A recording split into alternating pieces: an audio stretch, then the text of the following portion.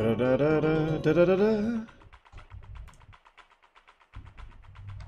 Ba-da-da-da-da-da-da-da-da-da-da-da-da-da-da-da. Okay, that sounds okay. Okay, that sounds okay. That sounds okay. A little different. But it's okay, it's okay, it's okay, it's super okay. Okay, I need to mute that off. Still got a few more minutes to prep myself. Got an email to send, and then I will be with you all shortly.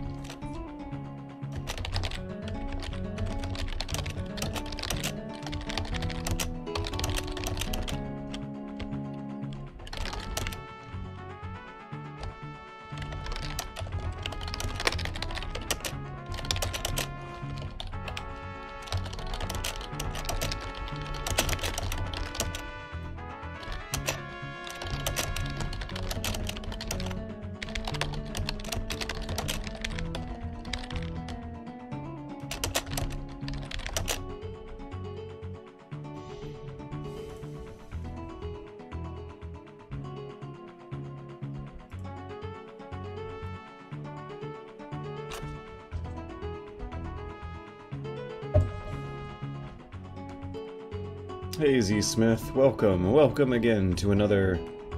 This isn't Metal Gear Monday, this is Free Stream Friday. But how is my voice sounding? Are we a little too low-pitched? Sometimes that happens, and it's unfortunate.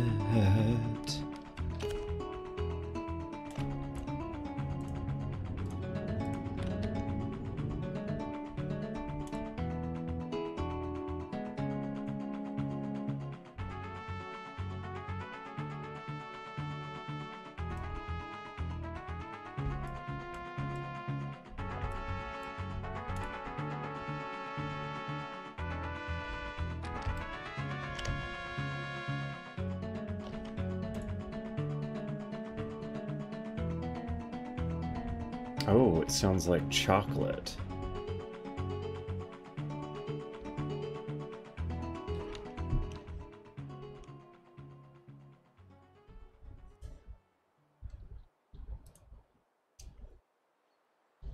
Let's give it one more... Yeah, not even a full loop. I think I'll be ready in 30 to 60 seconds.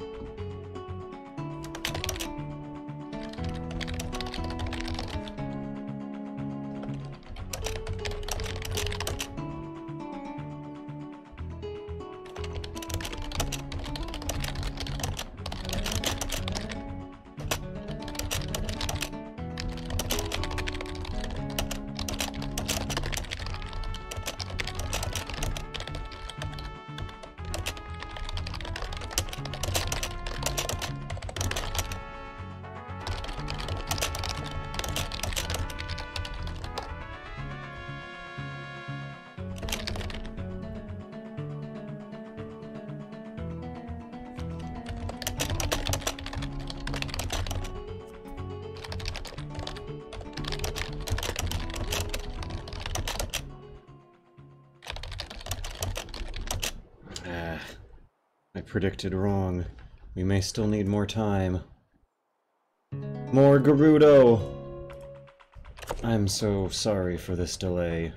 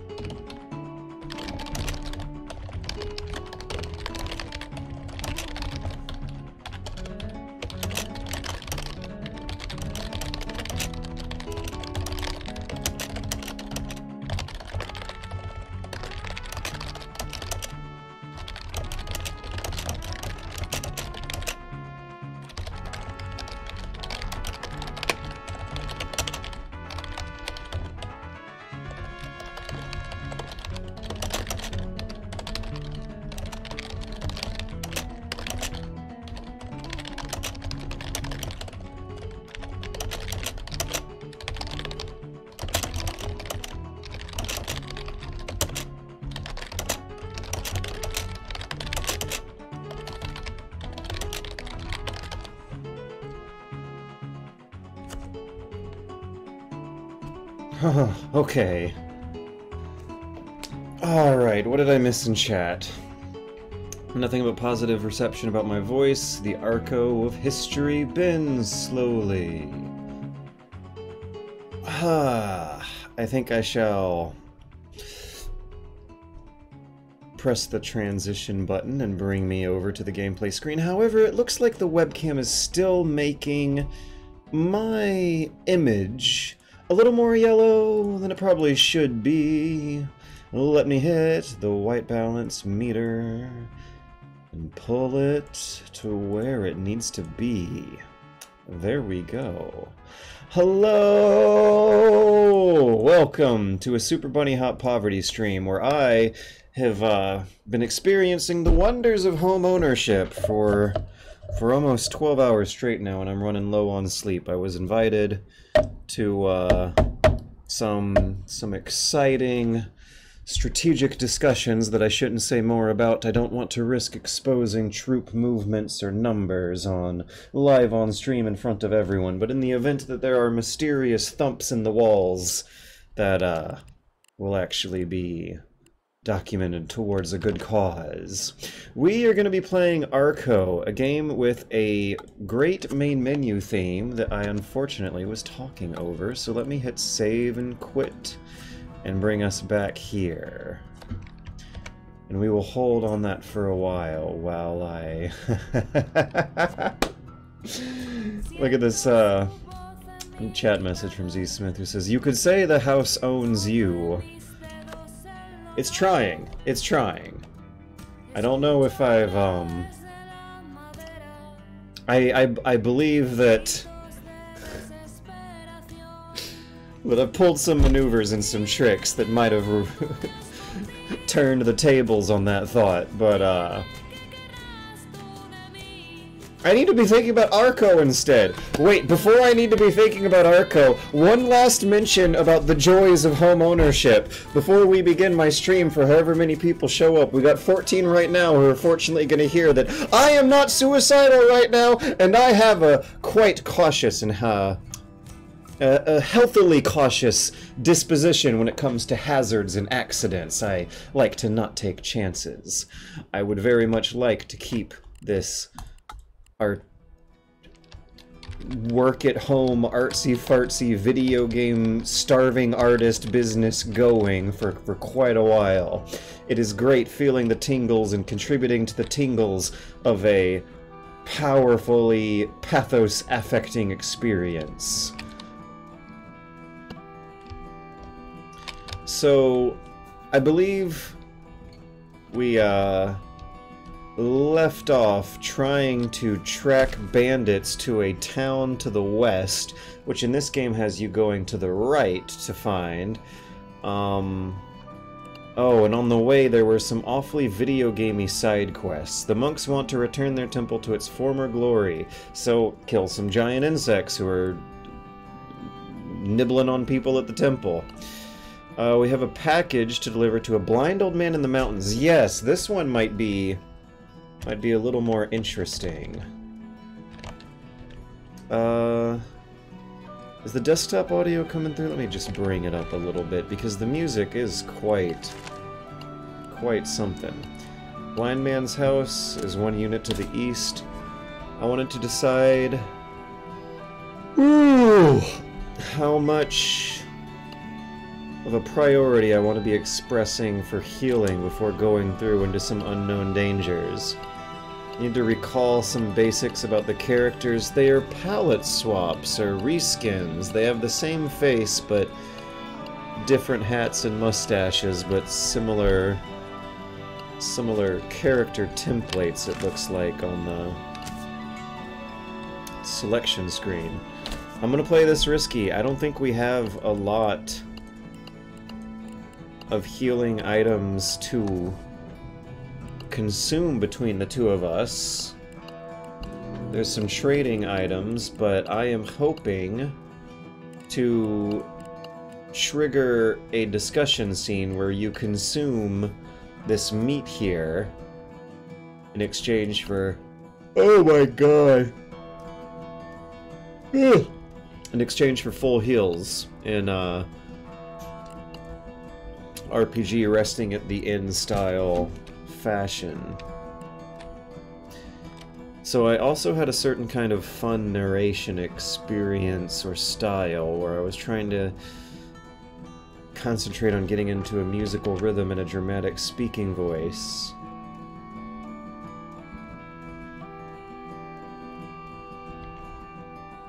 While also keeping in touch with the Twitch chat. Let's save game real quick. Go back to menu, change this thing to windowed.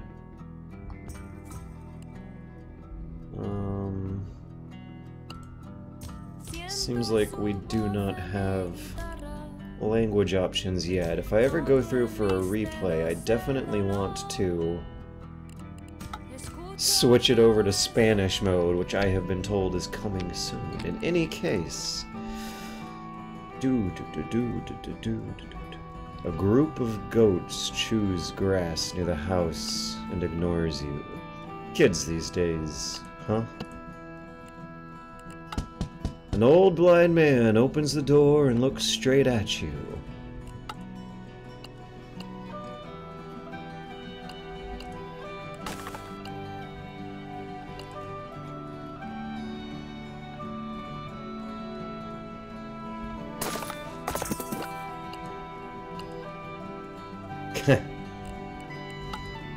The old man laughs and opens the package. It's cutlery.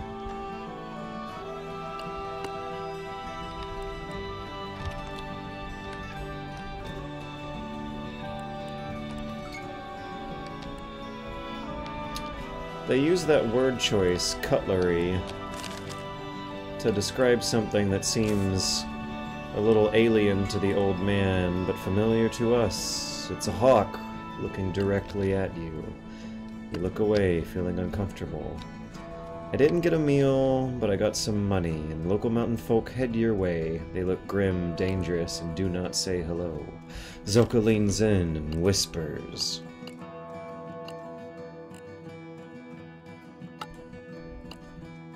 That was strangely tense. And also was not animated. So what is next? Steep path. I don't think I want to risk that. I think I want to go back. Back to the mountains, maybe? I need to go back to civilization and heal. If that's how this works. It might not be.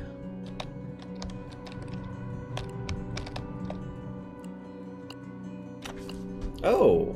She's happy to treat us for a small fee.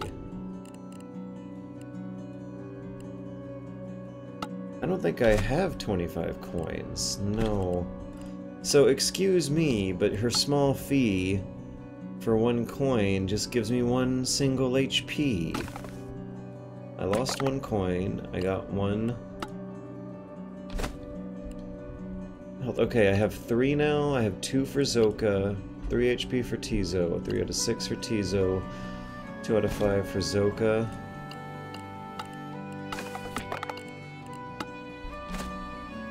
That's rough. The healing economy these days is rough.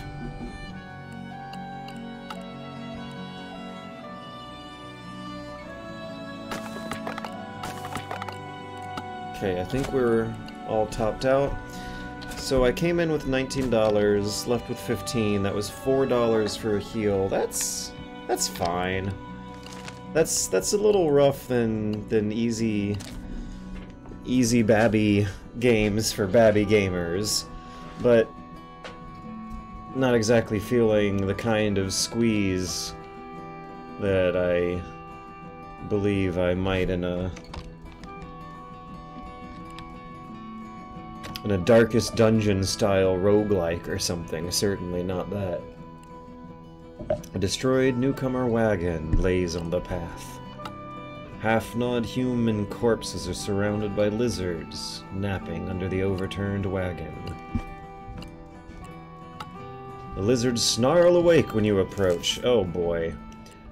So they said lizards, and I was not visualizing big giant monsters we gotta fight. I was visualizing a more literal sense of literal lizards. I think that the moral of the story the game's trying to teach us is somewhat familiar territory of usual video game habits of going after treasure may oftentimes result in negative consequence. I remember coming up with nicknames for their combat roles. Tizo's a more projectile character, Zoka's a more up-close character. Tizo is the teaser, so then Zoka's just something else. So let's give him Slice. Running sweeping attack can hit multiple targets. Was one of these particularly useless? Jump seemed kinda useless. It might be worth a trade, but maybe there's a way to get another slot for another skill to use another day. Speed buff, stab, kick. Kick, stab, jump. We're gonna replace jump with slice. Wait a second, no! Running, sweeping attack and hit multiple targets. Running, stab attack, no interrupt. No interrupt, damage 2, uses 2 HP. He's got 3. We're gonna replace stab with slice and keep jump, just in case I just hadn't learned how to use it properly.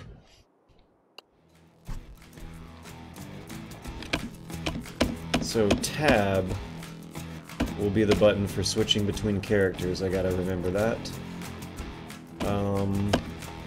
Spacebar is good old classic Baldur's Gate fashion, gonna bring up some expected ranges or movements to prepare for. In which case, I suppose I'll play it safe. Let's see if I remember how to play Arco.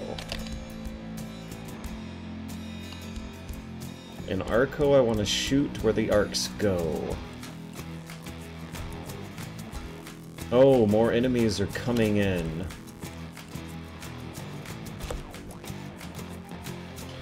Maybe Zoka can exploit the predicted pathways. No, he really can't. He's gonna take damage, that's what he's gonna do.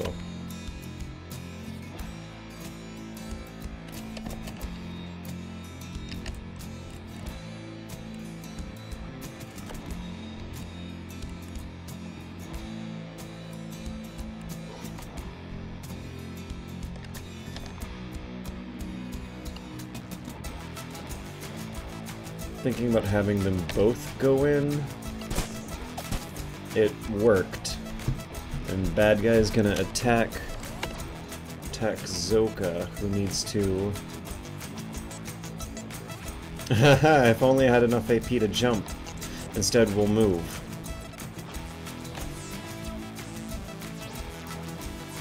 Tizo can't do anything offensively. He can only make distance. There we go. He's gonna have to wait. Zoka's got a little bit more interesting of a chance available, but I might want to...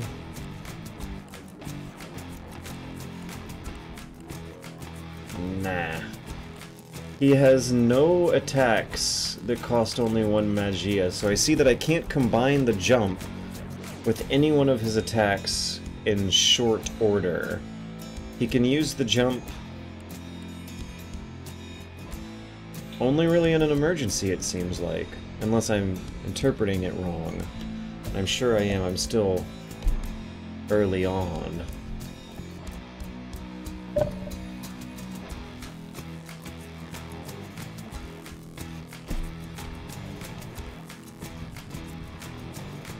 I want Zoka to preserve his AP, so we'll play a little defensively for that one turn and then leap out of the way of these teeth. What is their attack range looking like compared to their movement range? Now, there was some kind of area of effect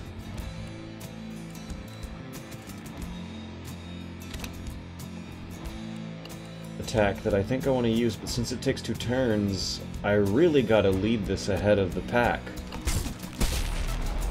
Ha! I think it worked! Oh, magia is pronounced magia. Magia, okay. I can do that, I can get used to that. I like that better. I like that way better, actually.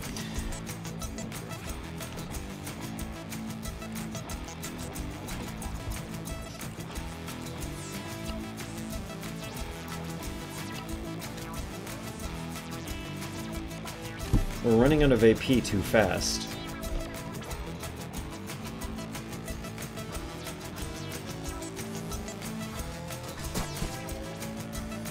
Okay, the arrow's about to fall. Zoka needs to go. Tizo needs to get in close. Yeah! And use his sand to stun the rest of these guys now that they're all bunched up close. It costs 2 Mahia points. So I think I just need to back both of my guys up. Or maybe Zoka should finally jump. I don't know if I'll really get much out of that.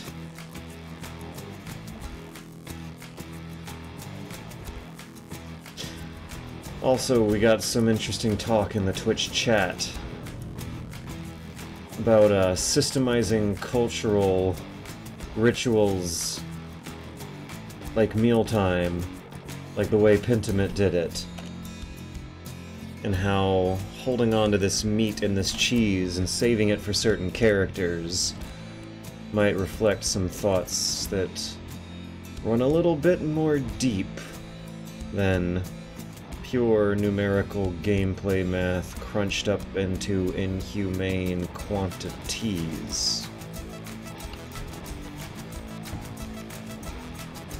I think I should just wait for the both of them. Now, let's kick some sand in the face. Oh, wait, they're still not quite close enough.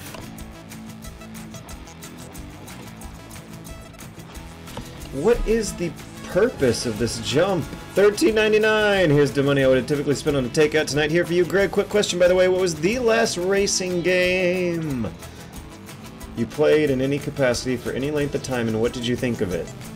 Easy question. Crazy Taxi. I played a lot of Crazy Taxi around maybe a lot of 2022 while listening to lectures, audio books coming in through a device on cue. I need to stop. I need to get back into a normal speaking rhythm. But it's fun. Yeah, I really enjoyed Crazy Taxi. I would like to make a very serious video about the very serious politics of Crazy Taxi, because that does seem like a game that's so upbeat and happy about going to work for a crazy boss that I don't think it could happen again. I think it reflects the economic boom of the late 90s technology boom. And I also appreciate how upbeat the soundtrack is, about being rebellious and punky. It seems like they're having a lot of fun being rebellious and punky instead of being angry and pissed off about it. It's a real relic, I think, of a time gone by, like running across some ancient Roman ruins and seeing how good we used to have it. Or like playing the Spanish dub of Metal Gear Solid, and I'm gonna interrupt these incoming attacks and hope that that actually works. Let's hit all these enemies with our crowd control moves. Ho ho! And now we gotta get out! Please. There's...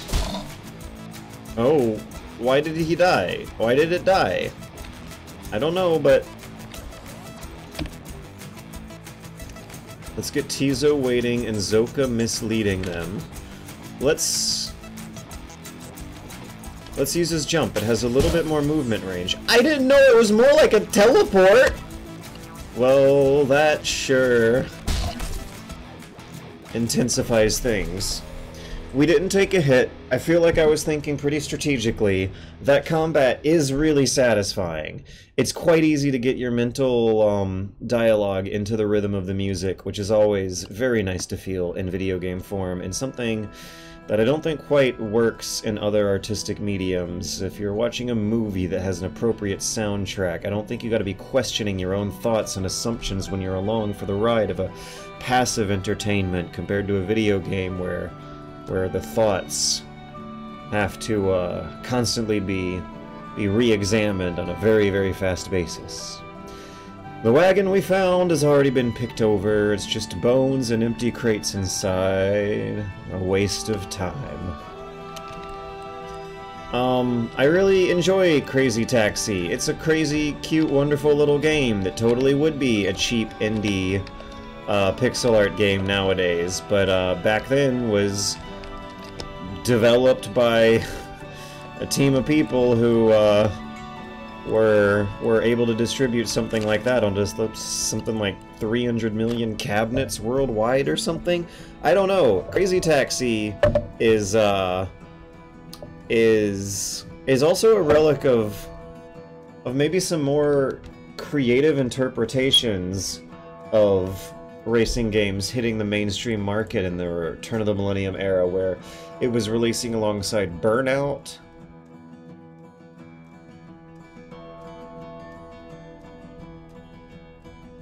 I remember Auto Modalista being a little bit of a quirky thing, but I'm wondering, like, the heyday of creative, silly, humorous spins on racing game genres could not have possibly peaked in the turn of the millennium with just Crazy Taxi and Burnout. There had to have been others, and nowadays a lot more indie games are coming out like that all the time that are having fun with the natural inclinations of a childhood gamer picking up a racing game and not taking the race seriously at all and just wanting to see cool cars crash. Playing it portably with lectures and audiobooks in the background is something I also am wanting to think more about. How the learning rhythm of hearing things and internalizing them for long-term memory seems to work better if I'm playing a simple, maybe not easy, but at least simple game that I don't gotta think too much about. Tetris was one for a while of the 2020s, and then Crazy Taxi picked up the slack once I finally got tired of playing 90 hours of Tetris while listening through various histories of the Roman Empire. It was Crazy Taxi I was playing for a certain portion of later histories of the Byzantine Empire, so to speak. There should be some others. I have since gotten into playing portables on my strategy. I have since gotten into playing strategy games on my portable emulator box, which is wonderful and almost even better way to play strategy games, because it feels like stimulating thinking about what's going to happen 3 turns ahead and how you're going to plan for a multitude of unexpected events is something that almost gets jogged in the brain easier if I can put the screen down and, like, take a few paces around the room and think about it while getting something else done. Portable strategy gaming feels superior. Will be because of how much easier I find it to get into my own head when playing those. Portable, simple arcade games, time-based arcade games with very, very easy to decipher dominant strategies, like Crazy Taxi and Tetris. And in Crazy Taxi, you gotta learn how to do fighting game combos to learn the optimal strategies. It's still a pretty crazy game. Those are good because they help me get out of my head and help someone else's head get further absorbed into my head. What's going on with that? I would love to do game criticism thinking about headspaces and how different kinds of games stimulate different kinds of headspaces. Woo! Thank you for the $14 tip, our RVTH. Is it Rodvert? I might have known who that was. Anyways. Oh, Cell Damage is another crazy racing game I think is underrated. I never got around to playing Cell Damage because it was console exclusive. This old EO shrine is somehow in perfect condition.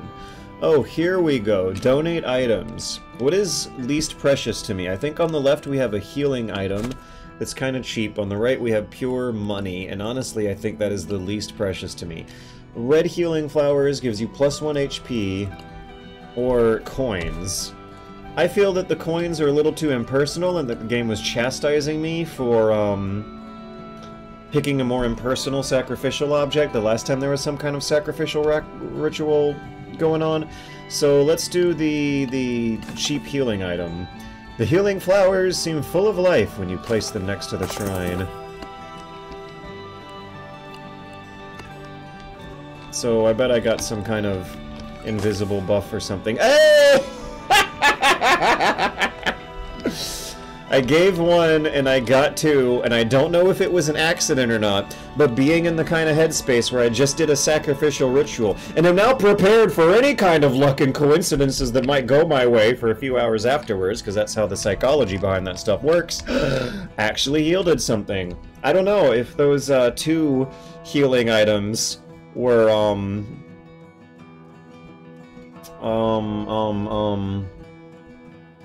pre-placed there, or if they spawned or not. In any case, I think that my own personal, as George Weidman's, faith in the old EO shrine and whatever deities are at work behind the scenes of the game code going on there has been increased by participating in the ritual and feeling like I profited from it.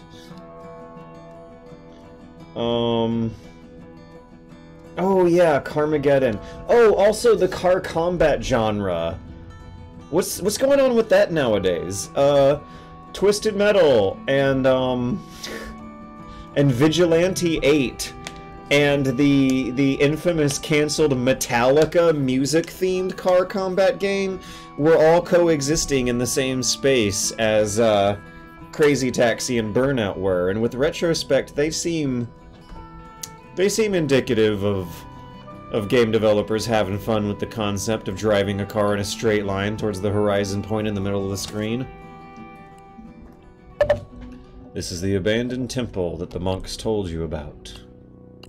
Staring at the grim facade, you wonder what sort of former glory the monks want to return to. So, fun poetry lesson. If you see a big break in a line like that, that means you are reading a pause. So in order to read this with the proper amount of drama and flow that the author probably, if I am interpreting the way this is formatted correctly, means you would read the pause. In poetry, when you see breaks like this, you are meant to read the pause. And some of this game's text narration style has gotten a little bit poetic, still mostly prose, but you might notice how much more powerful it sounds if you say that we're staring at the grim facade, and you wonder what sort of former glory the monks wanted to return it to. It puts emphasis on that former glory. It forces you to think about it for just like 10 more frames of thought time. And if you're a good thinker, you can think a lot of words in 10 frames of thought time. If I look away and say that we're staring in the grim facade of the old temple the monks warned us about, what sort of former glory the monks want to return it to, I screwed that up. If we're staring at the grim facade, you wonder what sort of former glory the monks want to return it to. Yeah, the former glory gets a menacing pause if you read the breaks in poetry like that.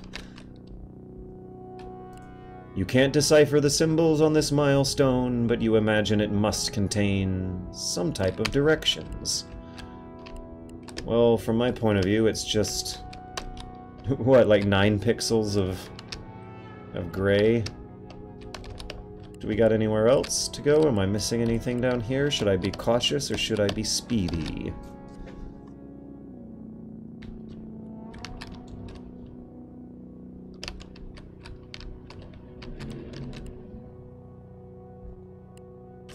The dark void at the door sends a shiver down your spine.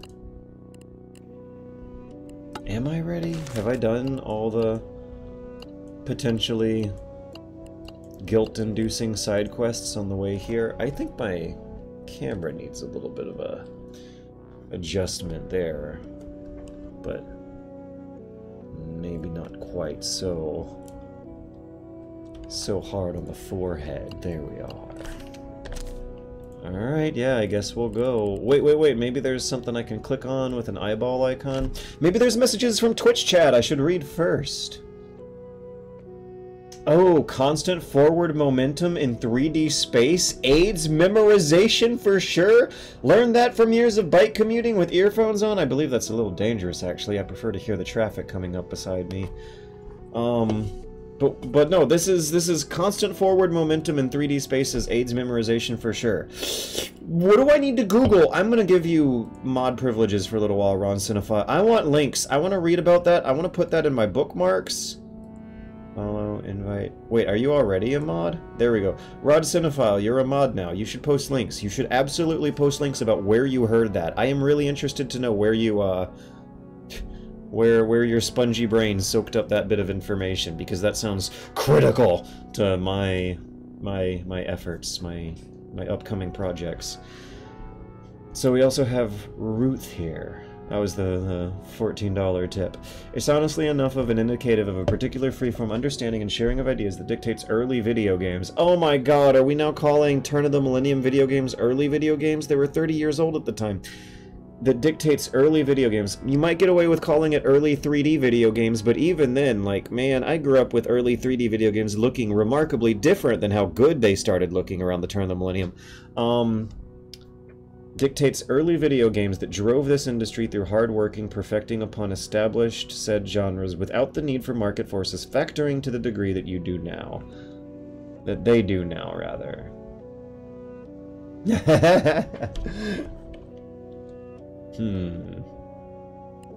There was, significantly more mainstream publisher support for smaller, weirder games. The arcade industry also, I fear, should not be mythologized or lionized as much as nostalgia may tempt us. It was predatory. It was about taking kids' lunch money. What's going on with the window size? Has the game been in this tiny little window this whole time, or did I just flick my thumb slightly out of the way? Okay, so Crazy Taxi's size and ambition and scope, and thus all the advantages it has from being a small game with average graphics made by a small team of people who are paid more to work less, and we are not kidding about bringing that kind of funding method back.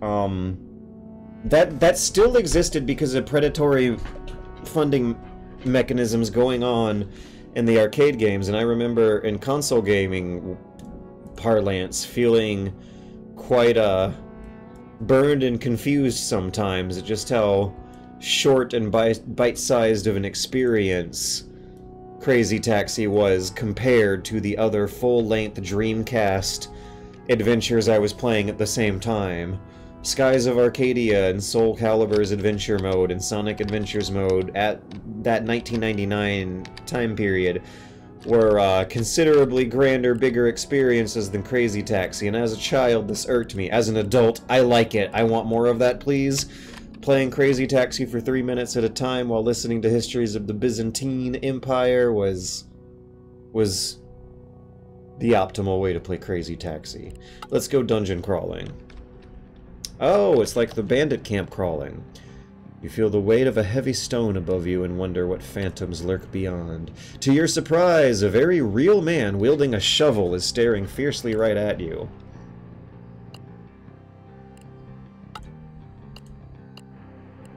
Oh, I don't know if I could have avoided this fight. I tried to. Get out of my way! Sounds like I would have gotten into the fight. But, I picked the only other option available on the tree and still got thrown into the fight regardless. I am wondering whether or not I really truly will be feeling guilty.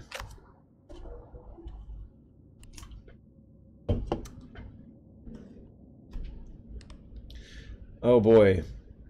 More insight from Ruth. I guarantee there is some fucking absolute horseshit. Yeah, get mad. I guarantee there's some fucking absolute horseshit caused by Bean Counter with regards to the Burnout franchise. Like, realistically speaking, there's just nothing about that IP that wouldn't print money without the intervention of some absolute pencil neck who cares about the state of things circa, let's say 2013-14-ish. Maybe. It is surprising that they didn't turn it into some kind of addictive little cell phone game these days, but honestly, I am also wary of the calls to revive old IPs. It seems like a recipe for never-ending sequels, remakes, and reboots coming out as the primary style for AAA projects rather than something more interesting. Didn't I have flashbangs in here somewhere? I have dynamite, that's kind of like a flashbang. I might have... Oh, no, it's not thunderberries. I might have used them in previous fights last week.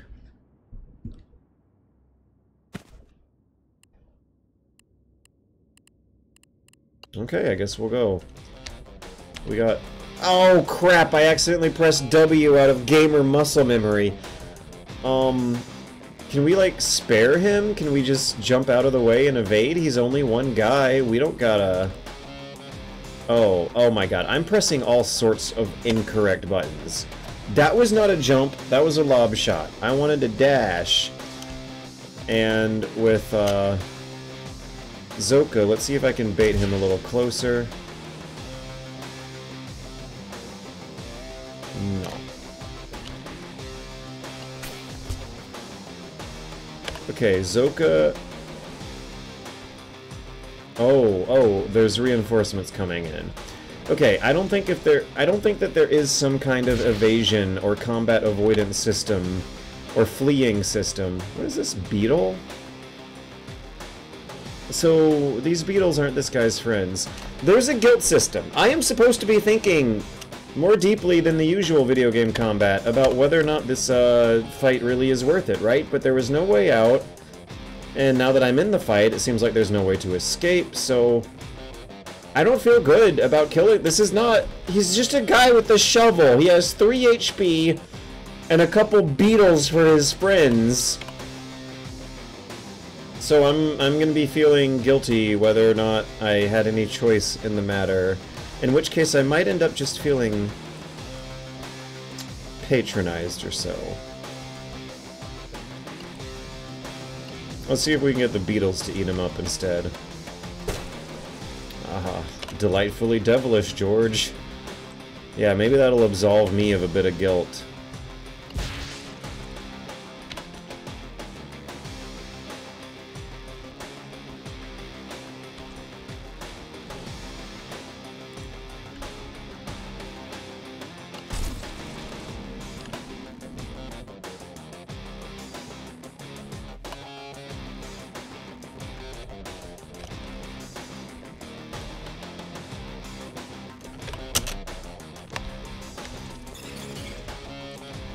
Would not be surprised if there is no friendly fire.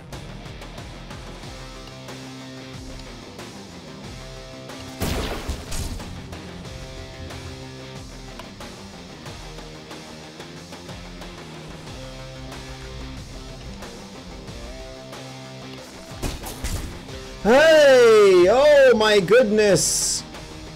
Okay. Okay, let's see. Did we see that, Twitch audience? Shovel Man just slapped at the beetle with his shovel, which means there may indeed be some sort of friendly fire or enemy infighting system. Yes! There we go! No guilt! No guilt! The beetles killed that guy, not me. He started the fight. He started a fight he should have been more prepared for. That's cool. That's good. I've been waiting for something like that. That's rad. Let's do more of that, please. Okay, the beetles are wild animals who I shouldn't feel too guilty about killing, so let's just stab them with a running slice attack. Wait, which one costs less Mahia? They both cost the same Mahia, but one of them does more damage, and we'll do that one.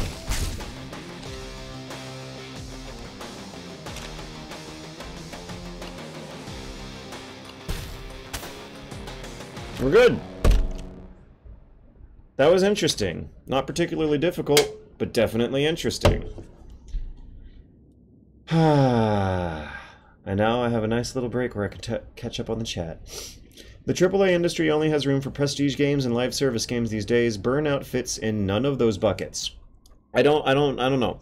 I think Burnout could make a good live service game. Imagine a Roblox-style marketplace of people, of kids, uploading little obstacle courses of dominoes that you just topple over with your Burnout car. Creative Burnout level editor, live service game. Seems like a cheap little throwaway thing that they could milk money from the kids and their parents for about, that could, you know, stimulate the economy by getting it turned into plastic for the landfill. I feel you, Zoka. I really don't like this either. Like, lionizing and mythologizing this stuff, calling for old IPs to get dug up out of the ground so that more fossil fuels can get burnt and turned into plastic for landfills, and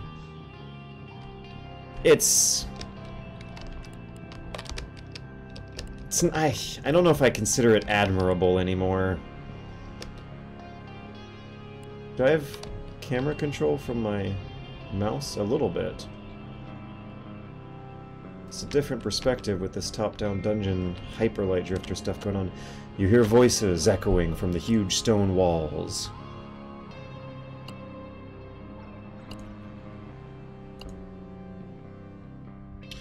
Okay, so the Shovel Man might have been another unknown factor to the cave.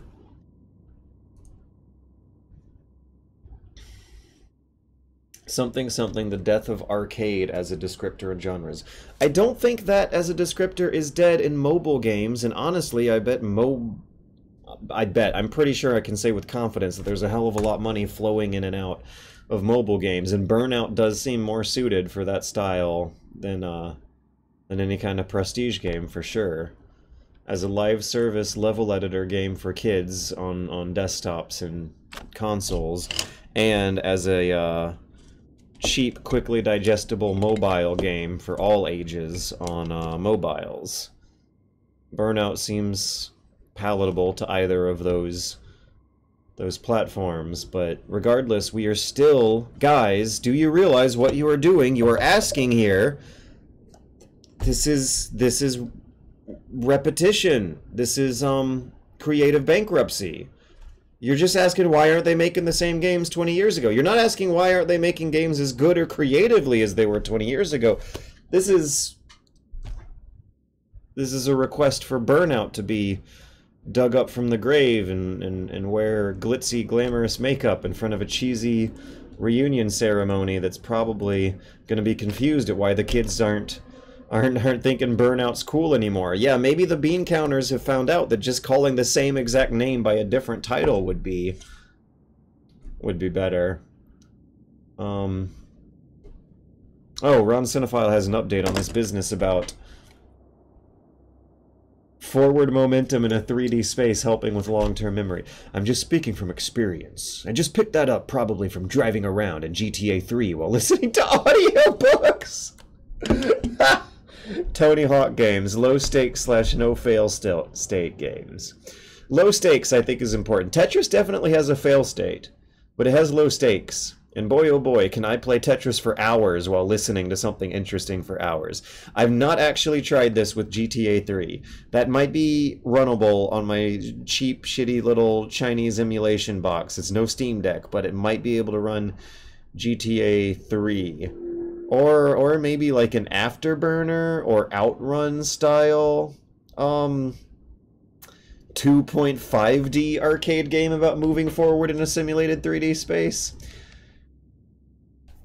Say what you will about arcades, I think it's still better than the loot box nonsense we gotta deal with now.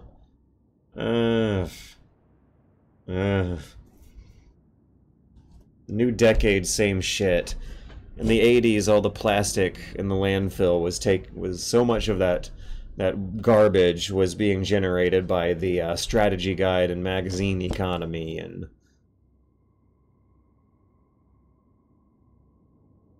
there is no way to win. There is no ethical consumption under capitalism. If we had a better funding model for keeping things creative more so than profitable, and if there was actual, to be honest, the whole like underlying pillar that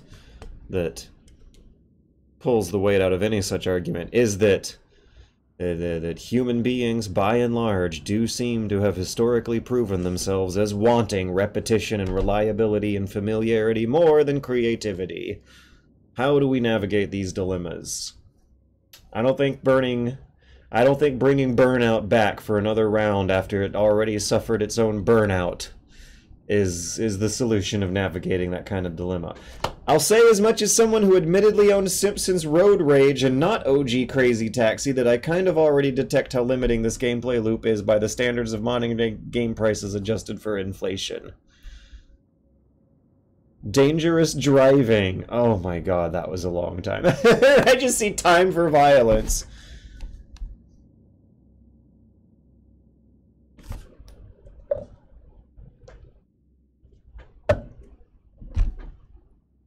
Maybe the Beatles put some eggs into his brain and you just save him from a painful death when they...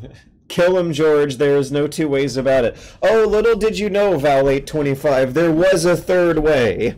There is friendly fire. The Beatles killed him, not me. Maybe Zico will have a horn when he looks into the mirror at the end of the game.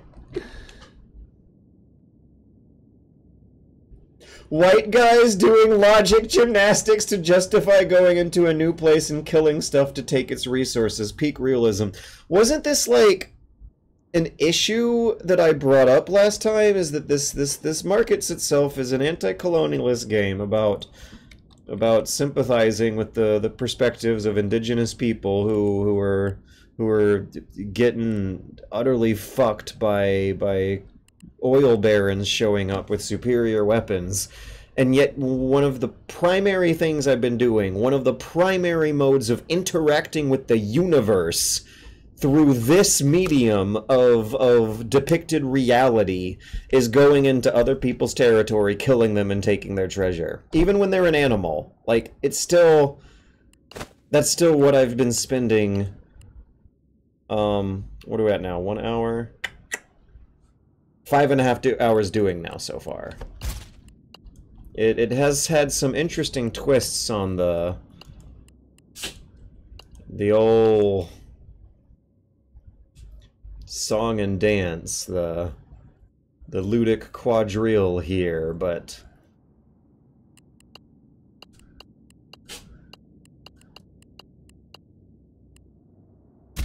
questions over whether or not they're ready to fully commit to their performed sensibilities are still up in the air. So Zoka's jump was good for kiting enemies around into friendly fire. That actually did prove useful last time, but there's something unoptimal about the way I have my abilities arranged.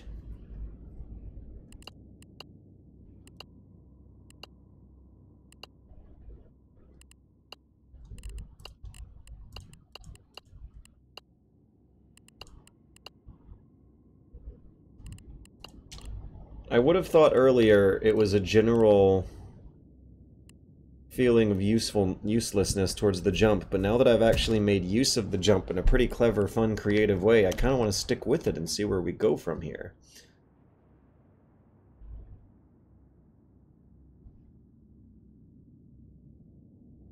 Some time ago, I went to a bar that had arcades set up where you could just push a button instead of inserting quarters. Playing Turtles in Time on arcade there made me realize how much you have to spend quarters to make it through to the end. Arcade games were pay to win. Yes, they were quarter munchers. All that beautiful pixel art in Metal Slug was supported by pay-to-win mechanisms. These guys are gonna shoot guns. Whatever kind of gun they have is always been an interesting question. We don't have any beetles. We have poppers. Shoot bullets in all directions on touch or hit. Let's see if I could not lure them into shooting the popper right away, but lure them into getting a little closer to it. Let's see if the AI is aware of these hazards like I am. That's always a good test.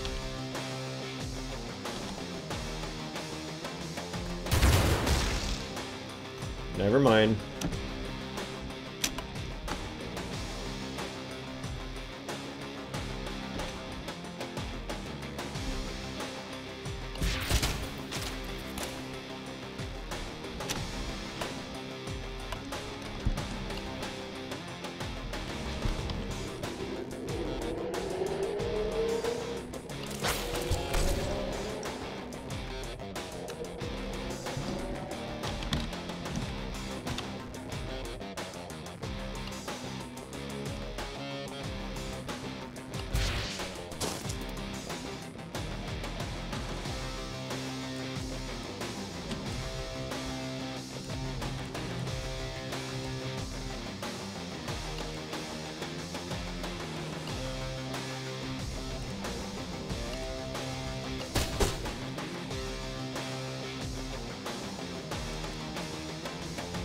Oh, now we have beetles. I don't think I'm gonna go for any kind of fancy friendly fire strategy here, because I feel no guilt whatsoever for these guys. I mean, Shovel Man at the beginning of the temple would have been quite an unfair fight if that one played through to its natural conclusion, but this one seems a little more honorable. I'm gonna not have as much time sleeping tonight for playing out this fight.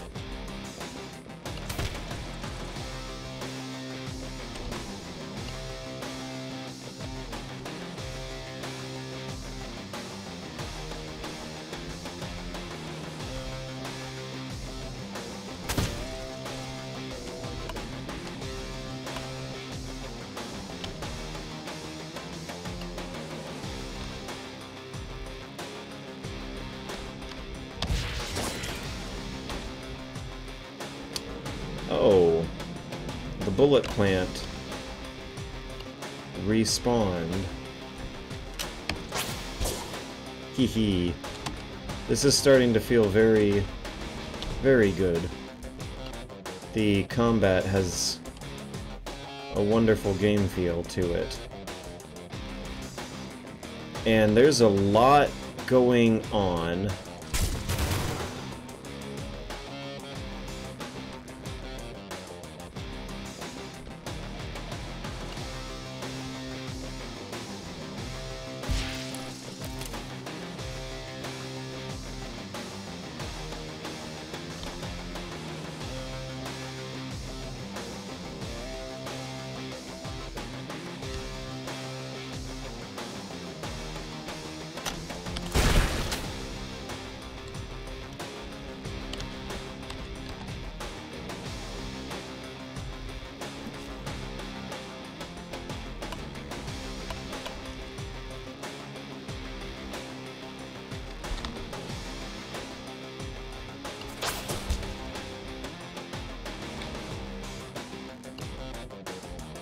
Wait, no, let's get him shooting the one further away from the friend.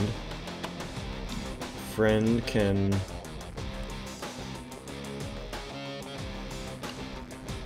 slice the last remaining beetle.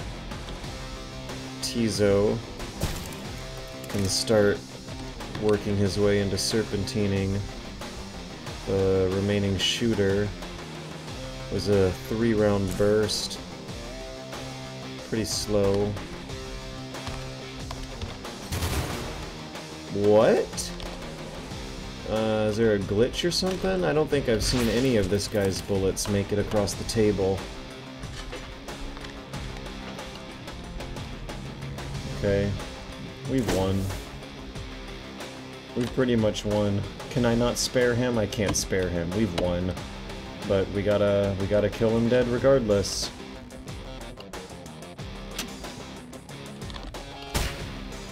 There we go.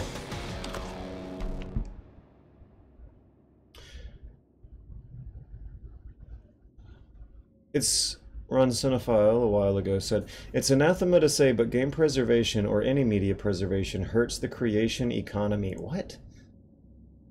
It's cheap though. How can people creating art now possibly compete with the best who ever did it? I'm not gonna go down a painful hole with regards to that one. To clarify, I don't think arcades were good. I just like that they were at least complete games. They were extremely small compared to home console games. But here they are being remembered as being complete games you could complete and move on instead of some horrific lifestyle class stratification simulator. Yeah, I don't know, man. The hit film War Games begins with a teenager who has no life other than playing asteroids or something over and over and over again until they get a higher score. The horrific lifestyle class stratification simulator mechanics were still very alive and well in the arcade games because the privileged rich kids who had more time and more quarters were the ones at the higher end of the scoreboard. They were the ones who had their names put to the top of the list. I fear we're not giving nostalgia its proper acknowledgement. There was a game called This Land Is My Land about being a Native American tribe fighting against American encroachment on their land. Please don't get shot. Oh, I see. They're evil because they fight with guns. You're good because you fight with bows. Shovelman was an orphan forced into a life of mining, an evil mining tycoon called Big Chief. And now he got eaten up by beetles that were also angry about the same mining exploitation.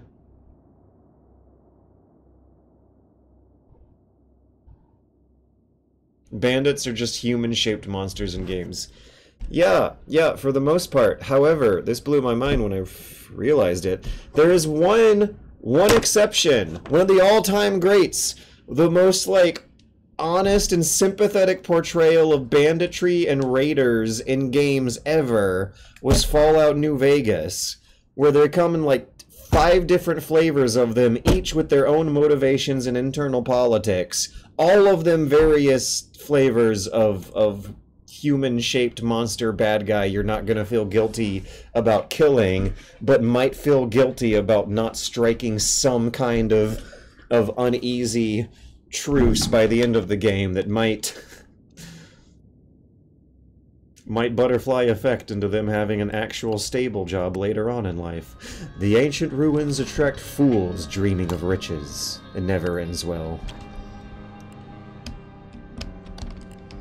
Oh, there was a nice sense of consistent scale between the zoomed out battlefield, the zoomed out dungeon exploration field and the zoomed in battlefield. Looks like there's another path blocked by stones. Let's ignore it for now. I don't know how good my character is at jumping and I don't want to risk it, and there might be an alternate way anyway. Oh no! Another fight! Fallout New Vegas was too good for this sinful earth. Yeah, after like playing 50 hours or whatever of Fallout 3 and not really noticing that I was thinking any more about shooting guns to completely explode into goop, bandit, raiderly, Mad Max Road Warrior type BDSM leather bandit characters hit me when I was playing Fallout New Vegas and noticed that none of those types of characters showed up at all until like 30 hours into the game. And on that way, instead, I was shooting up and exploding powder gangers who have a moment of potential peace treaties, and Caesar's legions who have a lot of moments for you to potentially make peace with them or join them. I think the S&M sex leather raiders were a smaller subsection of the larger umbrella term of bandit in that game.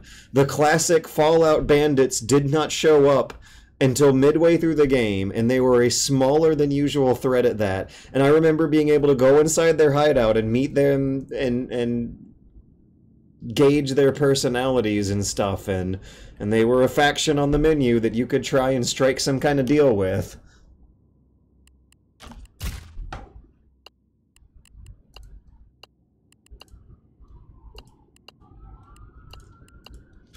I want to give Zoka more movement slots more than anything else.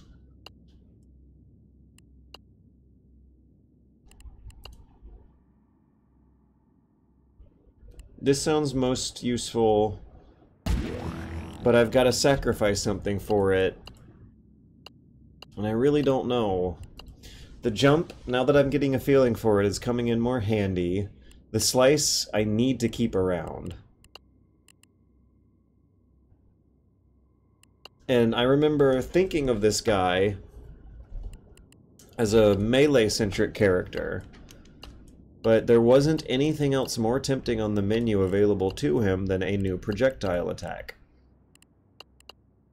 Okay, I'm gonna keep saving money for Tizo, not spend those points just yet. I have not used any of these inventory items. I think I'm too good at thinking strategically to need them. Ha! The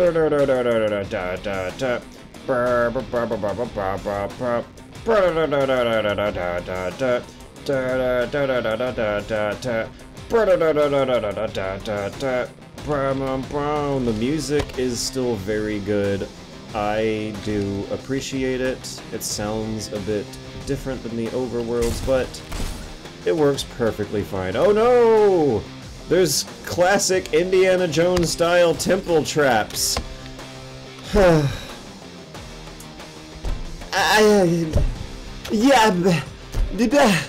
do I have the right to speak about these tropes? We're in a temple structure that was built like a hostile trap. There's killer man-killing traps built into the walls. After so many hundreds of years of decay, it's like this place was not built as a soothing refuge for spiritual worship. No, this place was built as a hostile trap.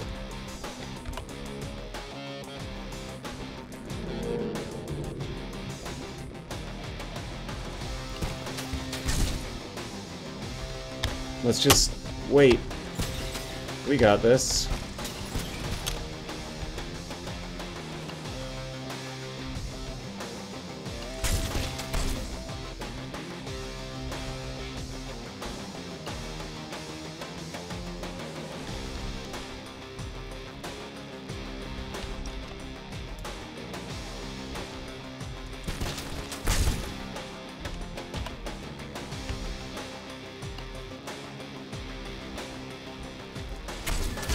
No! I didn't know! Okay, that was a bottomless pit. Zoka just became a side character real quick again for the second time. Damn, whatever, I'll take it. I should have known. The graphics were a little ambiguous, but the shading was not. Huh. I have to make it across a trap puzzle.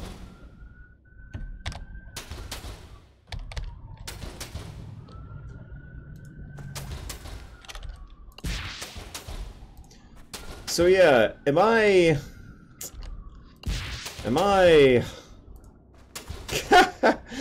being culturally insensitive by pointing out that the anti-colonialist theme game still has the ancient temples looking like spooky, scary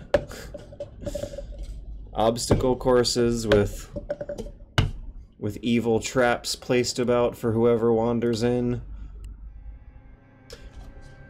There was a very important life experience I had in real life that helped put some of the silliness in perspective, and it was when I went to Greece and visited the archaeological sites at the ruins of Mykenes, where there is a ruined palace that the archaeologist in the late 1800s very probably incorrectly named Agamemnon's Palace. And there's another little burial complex across the street from it that the archaeologist called the Treasure of Atreus. And it's, the important life lesson you learn is that you go inside these grand, impressive palatial structures, and more often than not, there's nothing inside. It's one room, it's a single chamber that has a weird smell to it, but on the outside it totally looks like you're about to venture deep down into the Shadow Dungeon or something from Zelda like that.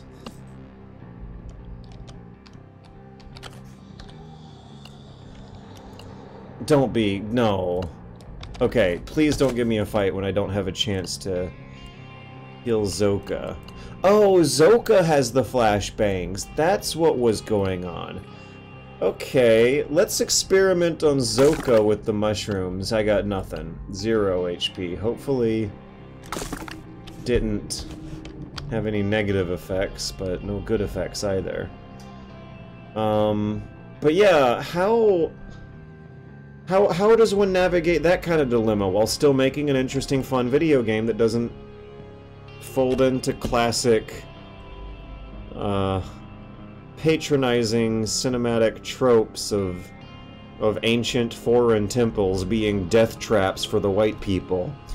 You see a lot of bones on the ground, too many... Because you still want to make it an exciting adventure, and visiting this stuff in real life is certainly an exciting adventure. There's got to be some way to gamify those thrills in a more poignantly humane way. I was about to say interesting or exciting, but ultimately the question really is, how do we make these kinds of adventures have a more humane depiction? Less killing, less deaths, less cruelty, less traps. You see a lot of bones on the ground. Too many.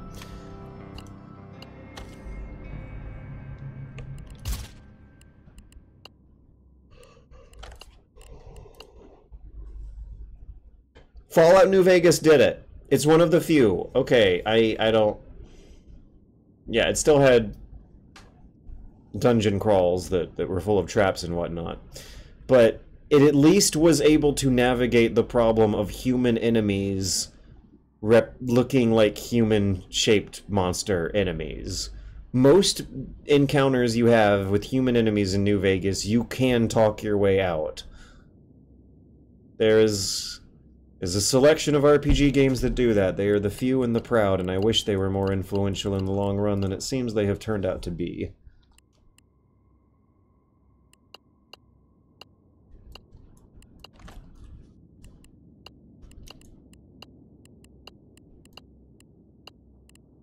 I want an item slot.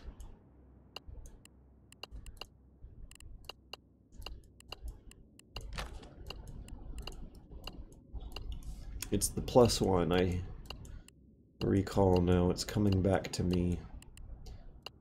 Where is more? I don't see any more +1s. Oh, there they are.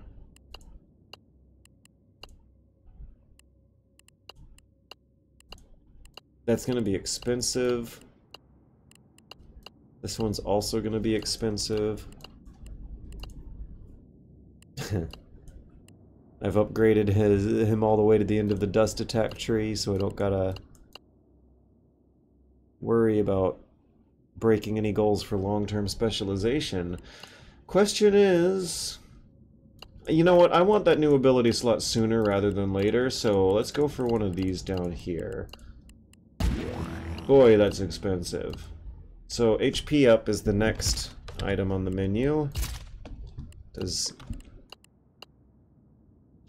and I gotta remember that Zoka is liable to get himself killed from using the quick shot, so maybe I should have picked something different.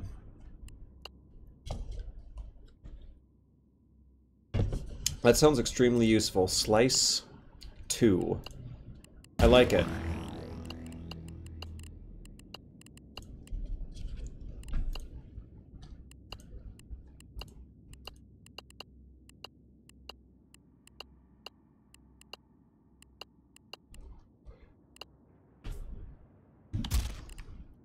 I'll give him quick shot and keep him versatile.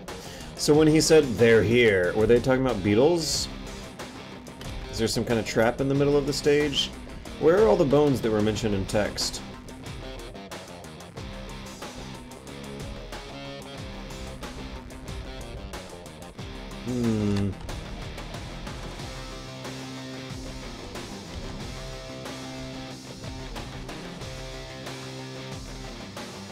Wait a minute here. Does Zoka have more range than Tizo? Yes, he does.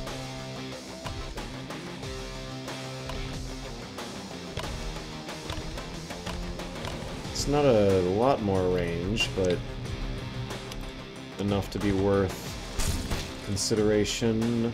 Oh, I forgot it. It knocks him back.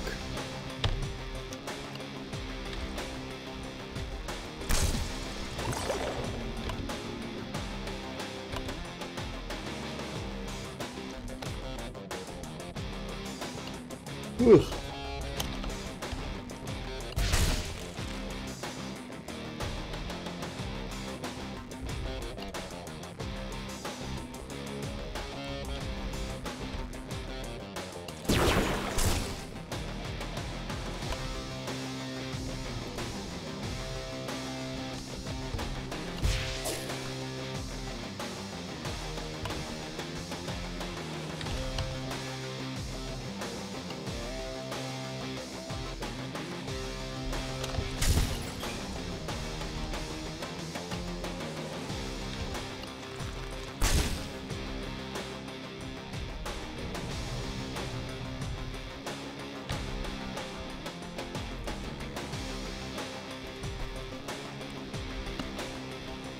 Skeleton.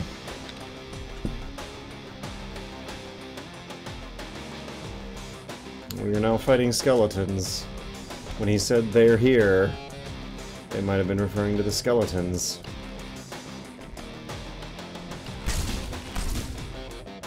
What does that icon mean? Spawns a ghost. Okay, so is killing the skeleton gonna make me guilty?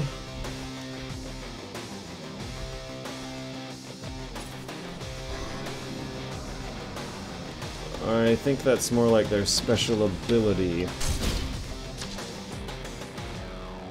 Well, that wasn't so bad.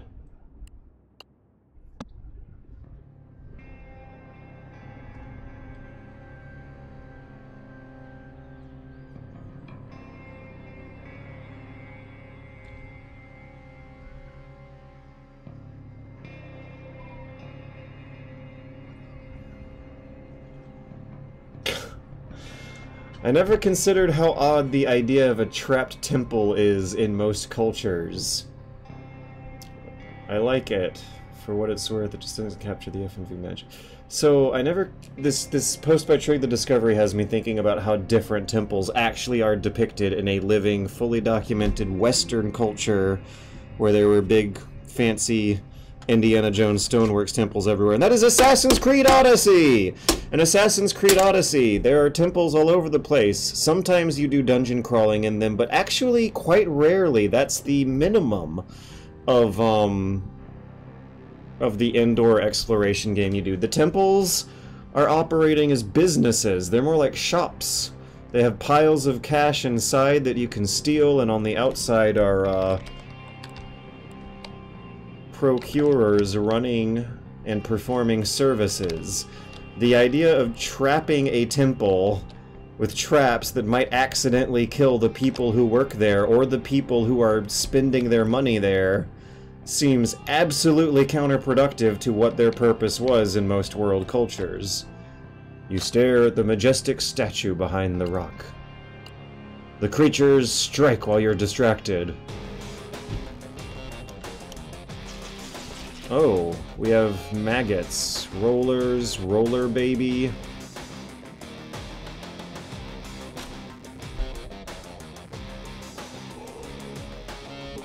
You don't need to go to Greece to see ancient Greek stuff, you just go to the British Museum in London!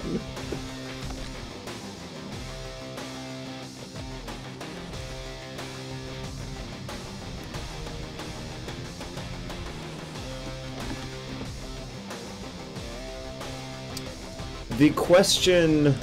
It's always been a classic question in the Zelda fandom to quite humorously ask, who built these temples? Why would the people who live in this area spend so much money building these temples full of traps and little monster closets with little monsters that are fed and tamed to some purpose? Oh, yo, you know what it also is? It's a bit of the Minotaur and the Labyrinth. It's always been a funny question in the Zelda fandom to ask, who built these temples? Why would they put so many traps and monsters in them? They wouldn't even be able to get out of their own temples. How do you even construct a project like this that's designed to kill the people inside of it? The answer that's not so funny may be because of a,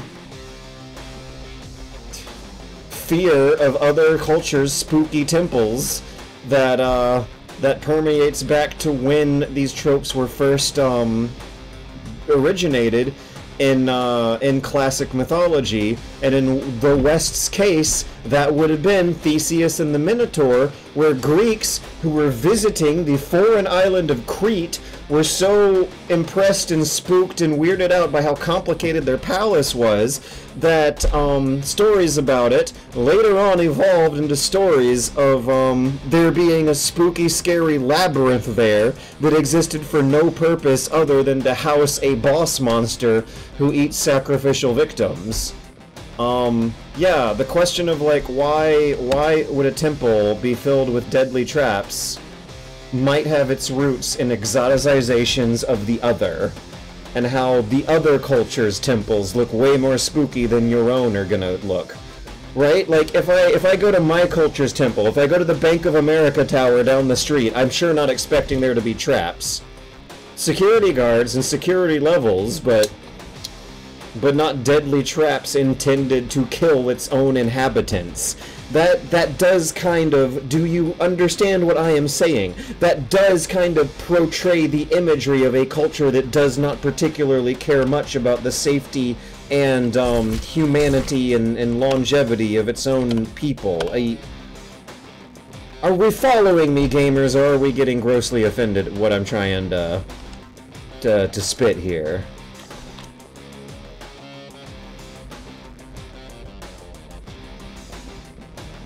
Automatic locked doors as a dungeon trap.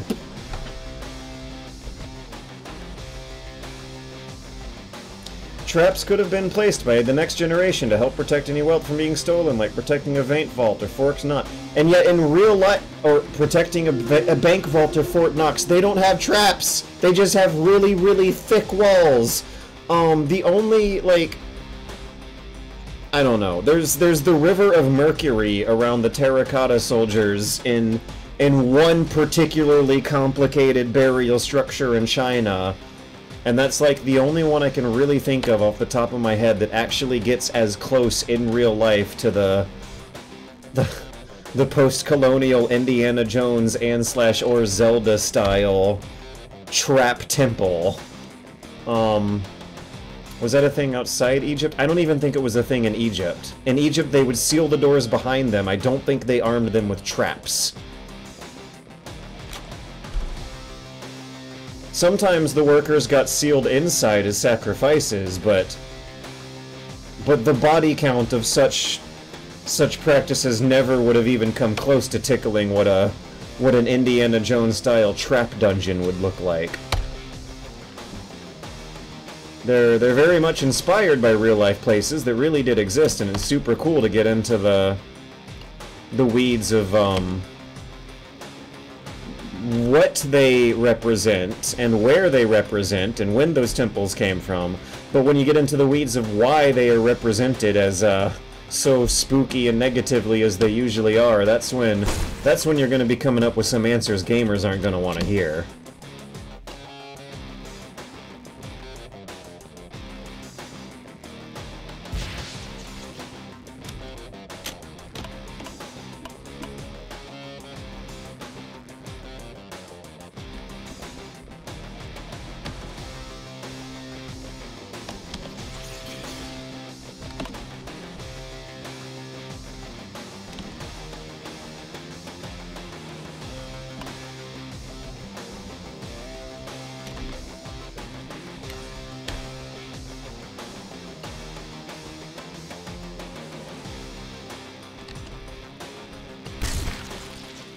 Oh my word. I need to dodge fast. I'm getting cornered.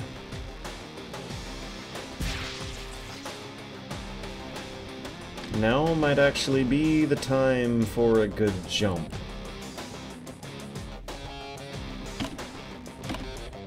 Or maybe we should just gang up on the adult roller. That's a weird combination of words.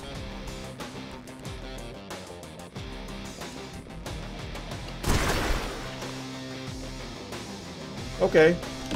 We're fine. Oh, more bad guys are coming into the north.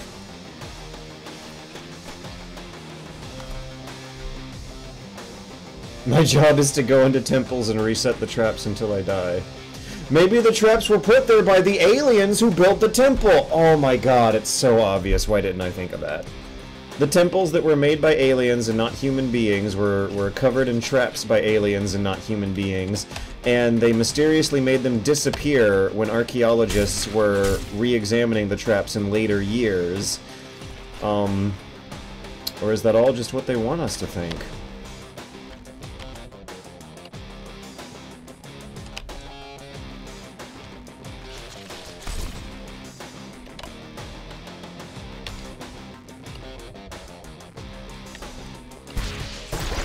Oh, oops. Zoka's getting fucked up as always. Hey, there's a healing thing. Oh, but I'm not going to be able to get to it fast enough. Go, go, go. No, what? Come on! Oh my god, what is going on here? Urn might have something inside. I swear I was touching it and it just bounced out of the way on collision. Okay, Zoka's kind of fucked. Let's actually use the flashbangs here.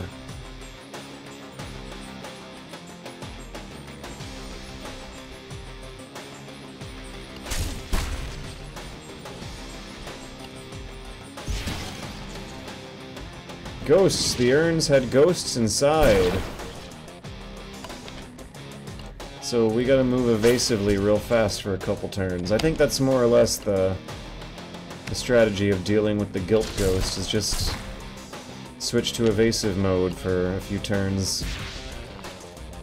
Okay, what's going on? Gotta kill the spawner. But the adults should actually be a higher priority for a little while, at least. Do I have to get close in to kill that spawner? I'm also trying to move to the lower right, but it's clogged up by the interface. Oh no. I just did something wrong.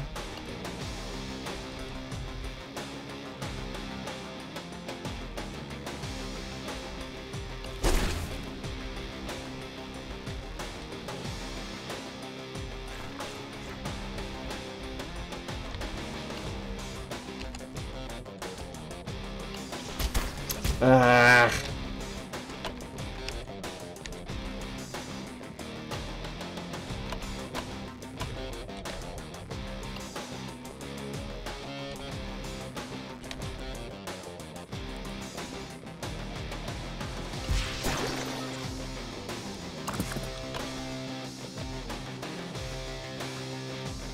The thing has a lot of health.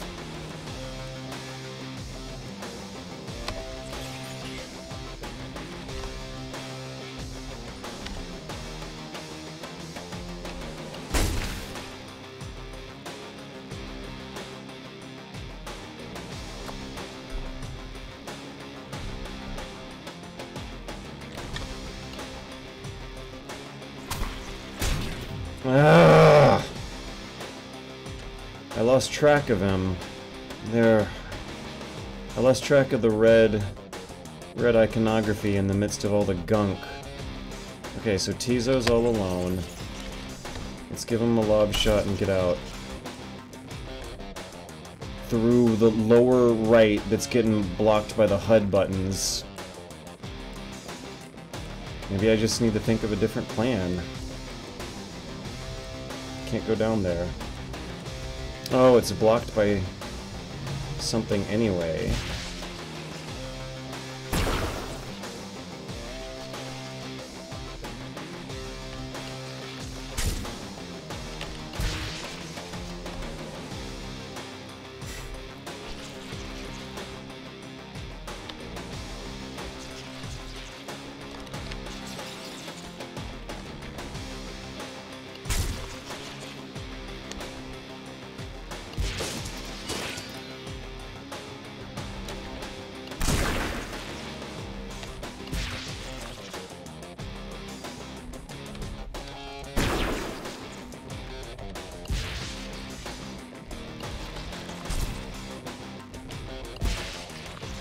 This thing is an absolute bullet sponge. I didn't count how many dots, but I almost want to say like 8 or 9.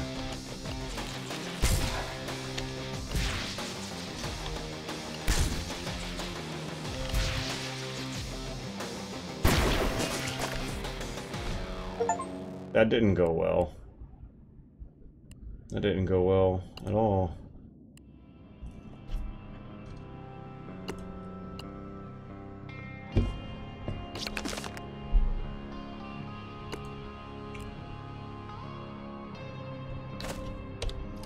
Let's give him a bite on the way out, but I'm hoping that I'll be able to make it safely back to town and heal for $5. A roller's ooze covers the wall. You think you can see an open space on the other side, but I guess we're just ignoring it for now. Between the debris, you find a small bag full of flasks. Most of them are broken, but you can save one of them with blue powder inside. Alright, what does the powder do? Oh, okay. A 5-turn energy snort. Sure. Let's eat it.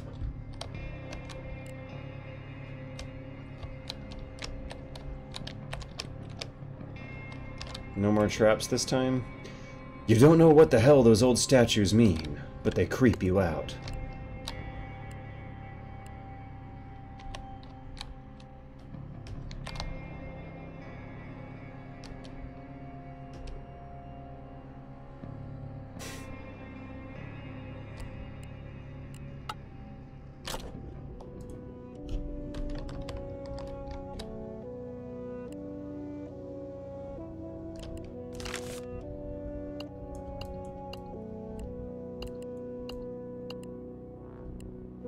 There's gotta be something that's gonna happen on the way here.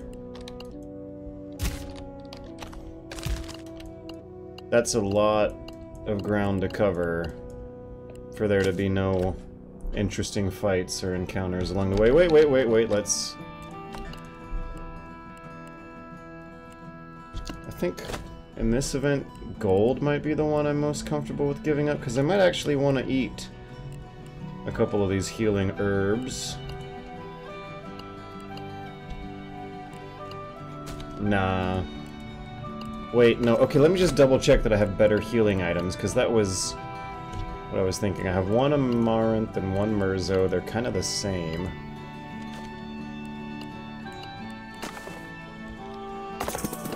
I gained an experience point.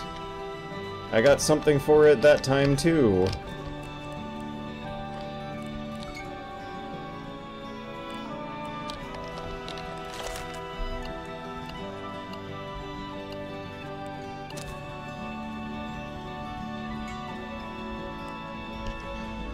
Newcomer traders have gathered around the lizard and human remains. I don't have the health on my characters for another fight.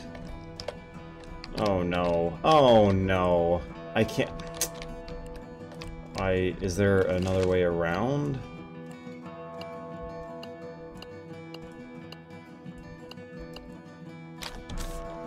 Alright, let's save just in case.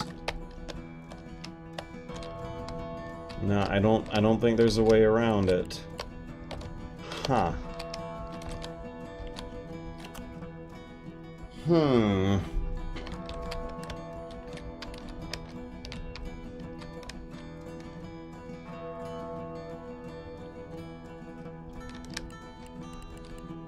Oh, I can just walk past them and go on my merry way. That. I was all worried over nothing.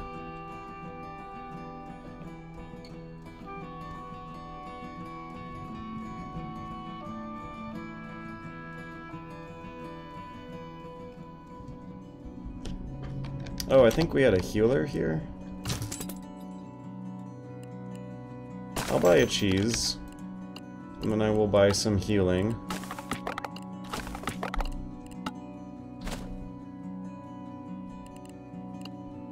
Money's running low.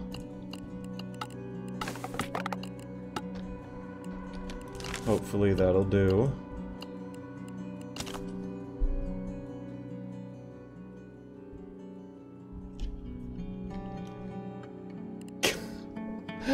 Remember when in Temple of Doom where a functioning temple/child slave mine had a room dedicated to impaling the inhabitants with spikes? Yeah, that's silly.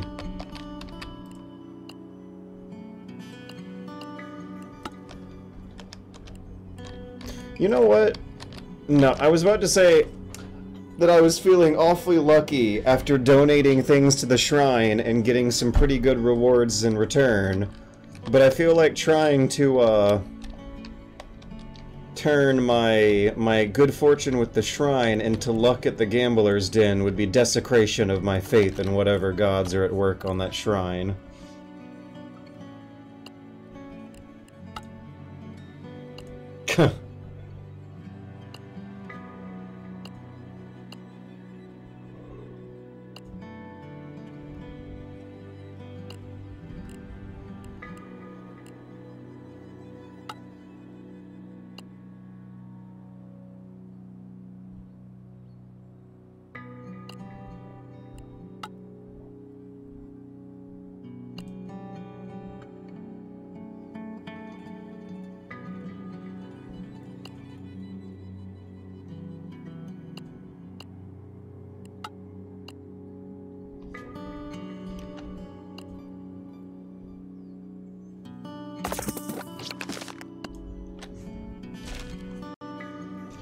House Canil has close ties to the Red Company. If you want more information about those ties, then go to the Palace of Nobles in Tuxhuan? Tuxhuan?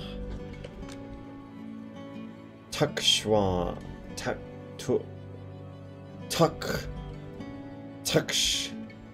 Tuxhuan, something like that. How do we say this? Google it for me. How do we say Tuxhuan?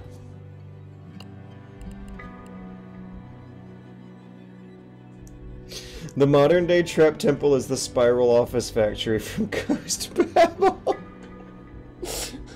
The modern-day trap temple is the spiral conveyor belt shipping facility from Ghost Babel. I think IKEA is confusing enough to qualify as some sort of trap.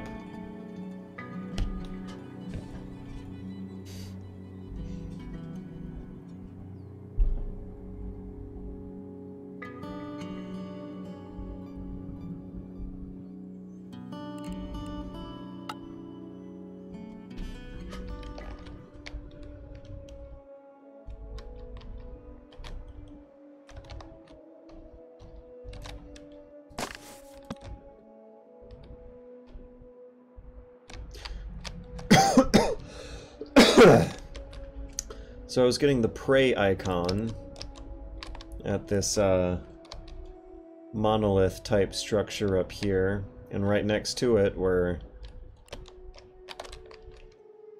2 amaranth plants. It is reminding me of how the shrine at the bottom of the hill had 2 amaranth plants next to it, and I don't know if they were there by will of the game developers or by will of the gods, but this is the Shrine of the One, God of everything, appreciates gleamy gifts. Wait, are we a monolateralist society? Or are we a monotheist society? We're worshipping oneness and unity, a God of everything, that appreciates gleamy gifts. What is that other one? Gold nuggets? Yeah, small gold nugget. Let's do that. That's somehow less useful than gold coins. Yay! Yay!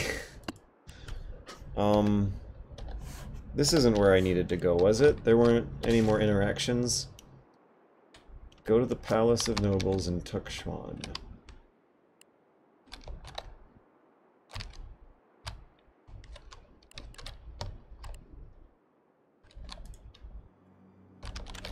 Okay.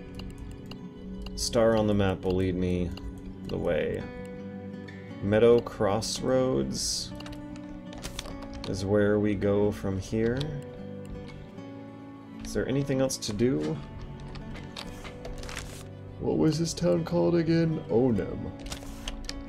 Onem.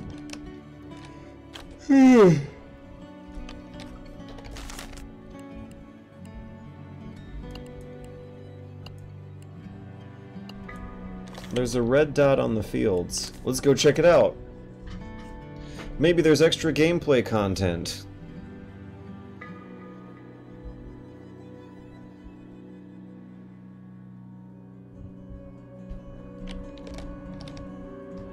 Hello. A black-haired lady on a mule rides your way. She waves at you and smiles.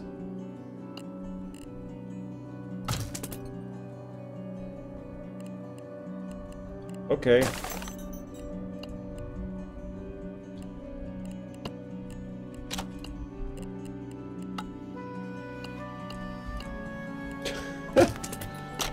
Is that it? We just have a little cookie merchant?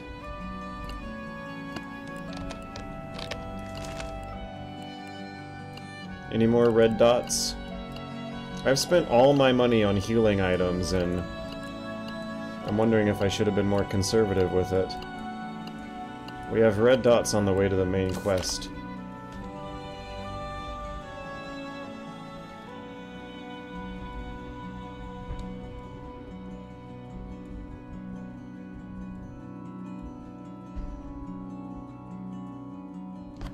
Oh, wait.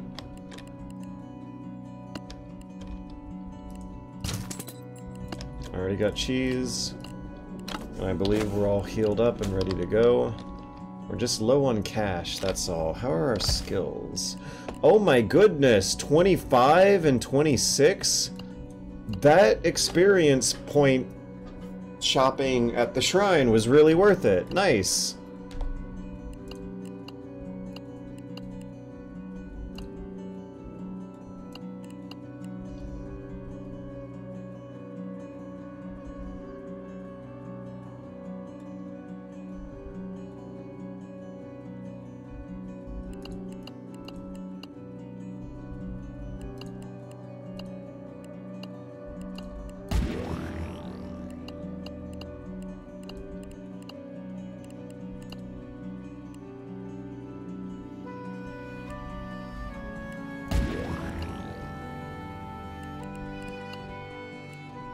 Oh, thank you. He finally gets another ability slot.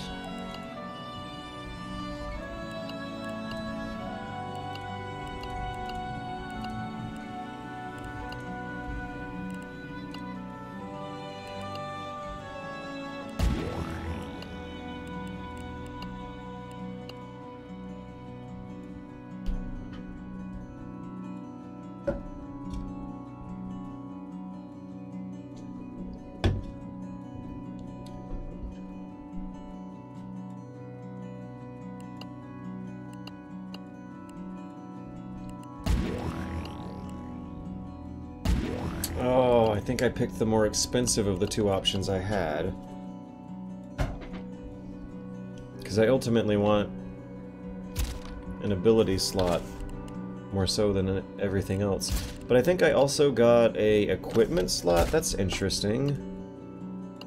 I should put this cheap healing item away and put dynamite in its place.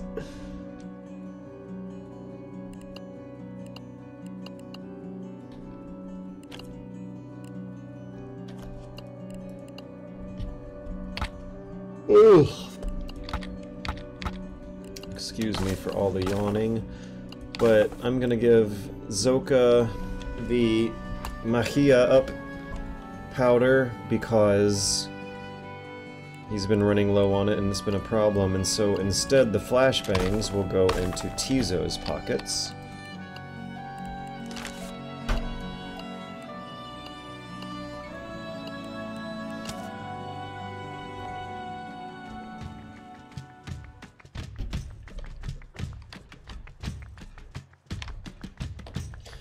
Hi, Under the Skin 13.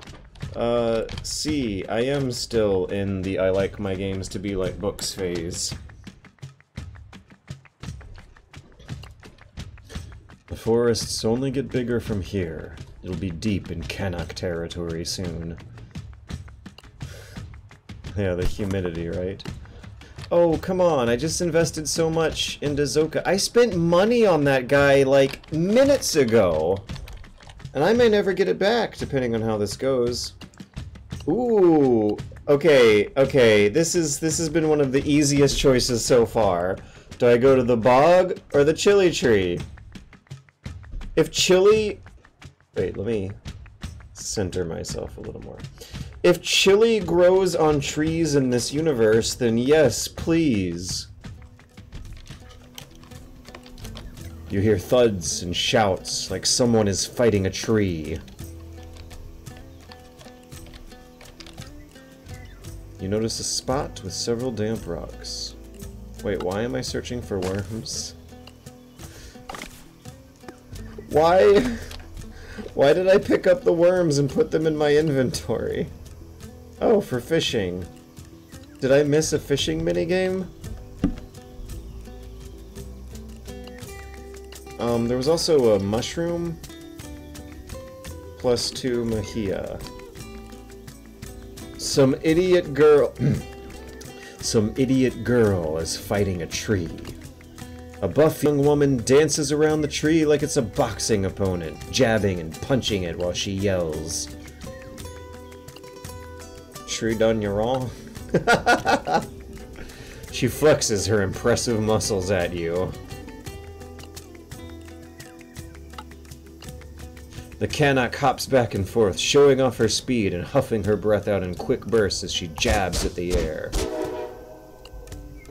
It's good timing on the train. Or truck, semi-truck, what is it? Okay, Under the Skin 13 says, in that case, I might suggest a free game called Off Peak for when you have 30 minutes you'd like to feel with surreal wonders.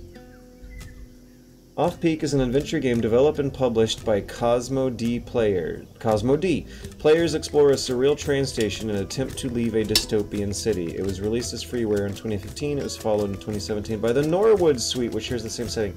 I believe I have heard of the Norwood Suite. But, not Off Peak. The Norwood Suite, I don't know if this one was free. And maybe, yeah, it's $10. Maybe that's why I heard about it from other game influencers. Ugh. Influencers. Talking about this. But yeah, Off Peak, what is... Oh, wait. Might I suggest a free game called Off Peak for when you have $30? Off Peak is $7 on Steam.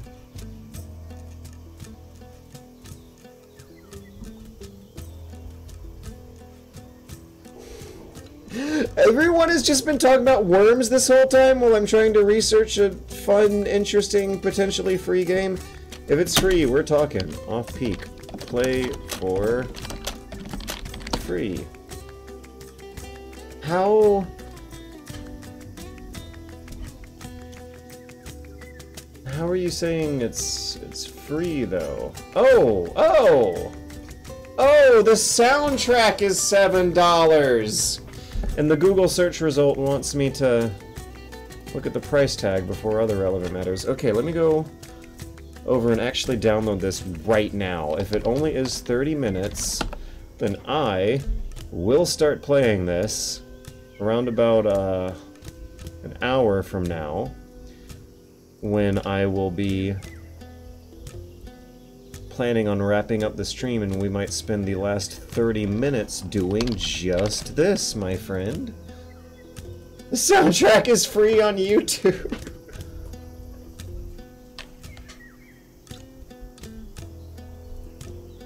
Okay, anyways, we had introduced ourselves to a muscle girl who's fighting a tree. The cocky young fighter.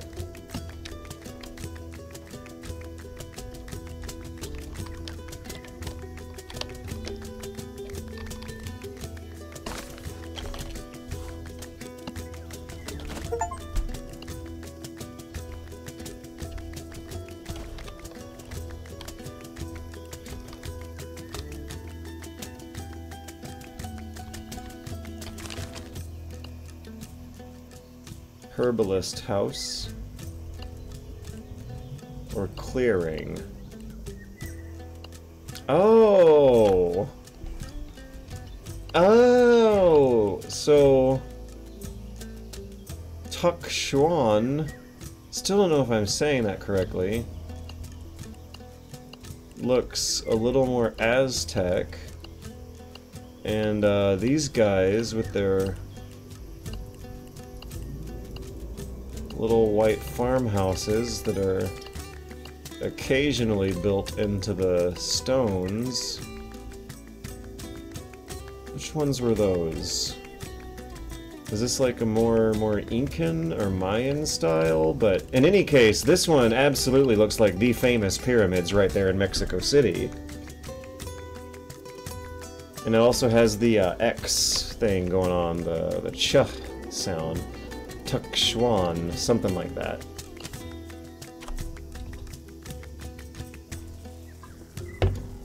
And considering the banditry going on and the buff muscle girl fighting a tree, I guess they're also going to be depicted as being a little more militant than the other referential fantasy Mesoamerican cultures.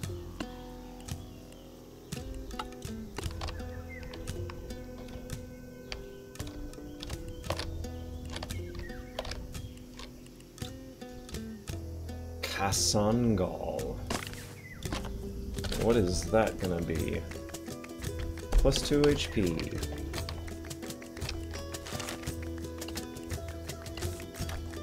I'm really looking forward to seeing what this... That looks rad!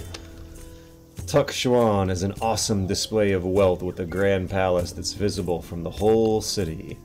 Show offs. Oh, and there's rows of maize growing on the street sides, too.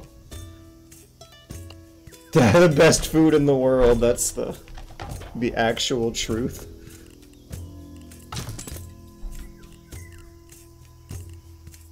Paella?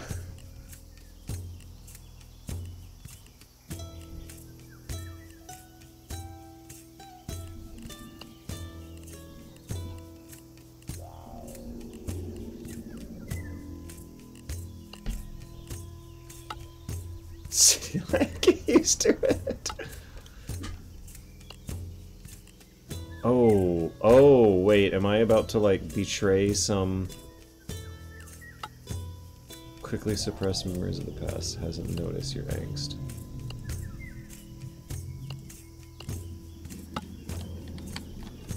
Yeah, I'm wondering if there's some existing feud going on that my character might have been hinting at.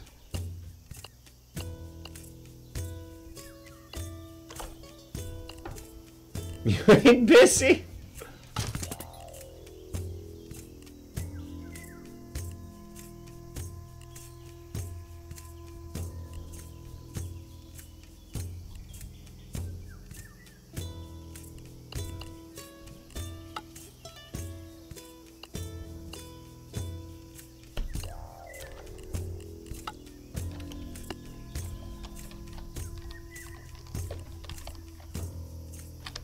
We're a little rude and callous here.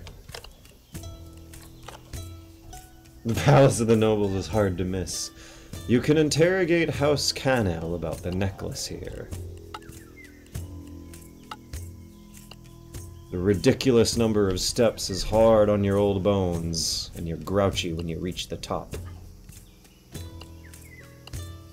He laughs in your face.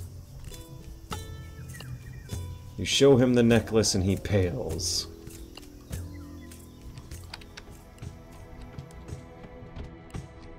You're quickly escorted into a room full of gaudy nobles sitting on gaudy thrones. One woman rises when she sees you.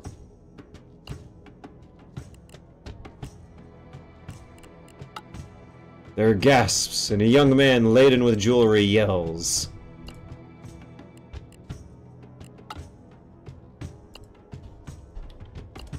The other nobles cheer.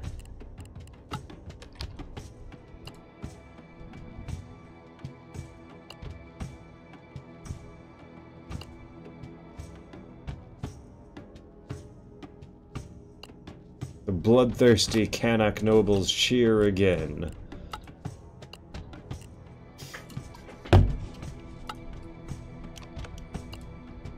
Lady Two Skies looks sharply at her nephew. He nods and gives you an angry look as he cracks his knuckles. Is this like a duel to the death? Are we once again fighting and killing over remarkably low stakes?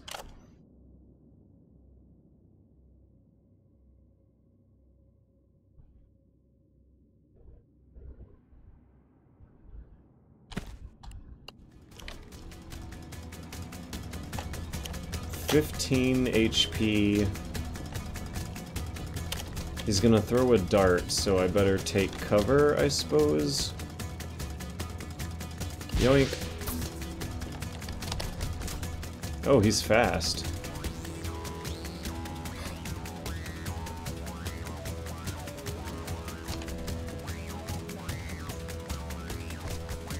Do I need to be thinking of pie slices?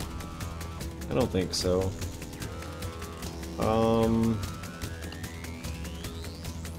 Let's get him stuck. Hey, I don't think he moved the way that was being predicted by the preview.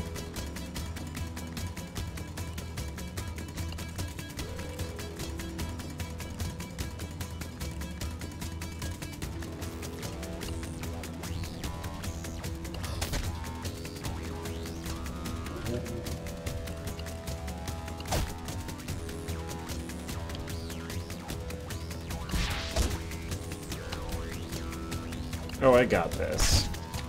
I got this guy.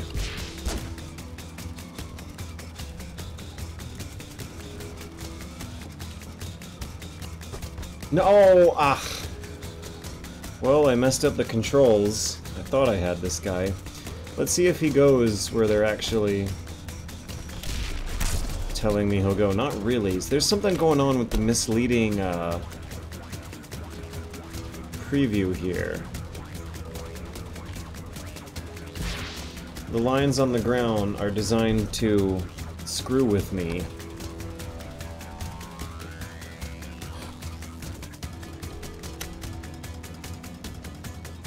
I don't think he has line of sight.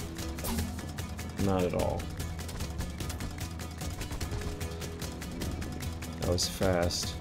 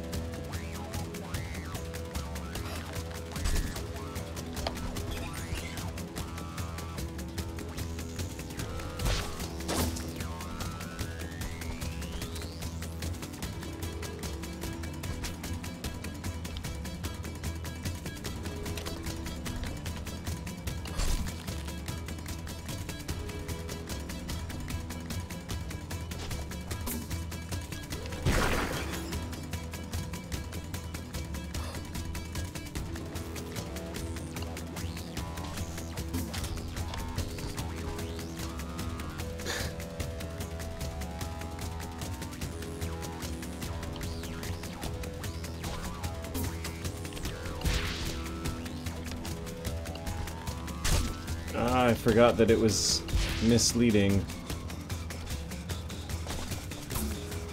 I don't think I've taken a single hit so far. Any boss is lower than half health.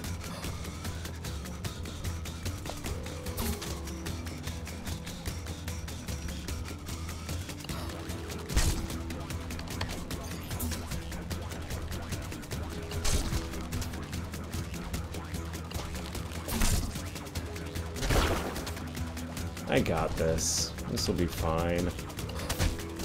He does this, deflective stance when he really shouldn't be. He was deflecting projectiles at melee range. There groans as Cax drops to his knees, but many nobles still cheer. The bloodshed seems to put them in a good mood.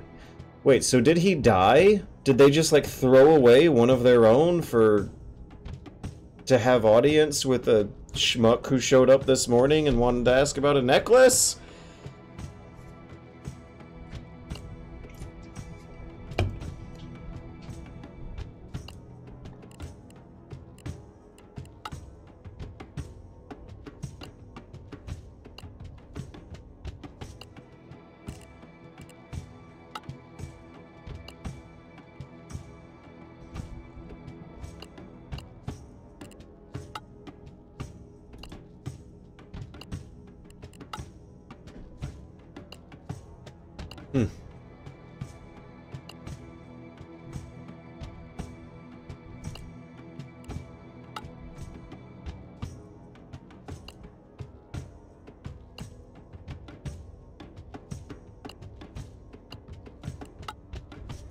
After nursing your own hatred against the Red Company for decades, you recognize the lady's genuine hatred for them.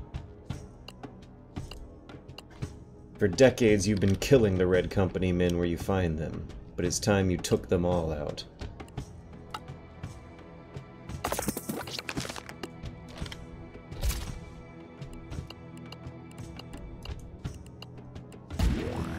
There we go, finally got it.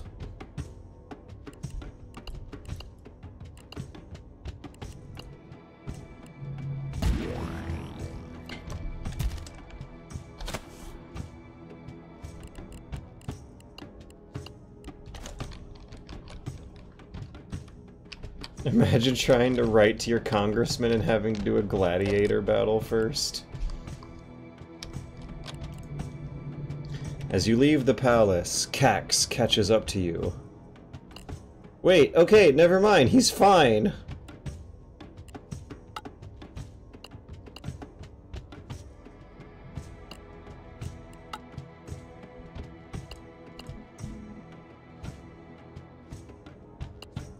So they said there was bloodshed. They said that the nobles were cheering at the bloodshed, but in this context, bloodshed would not have meant death. It would have meant some visibly bleeding wound, I suppose.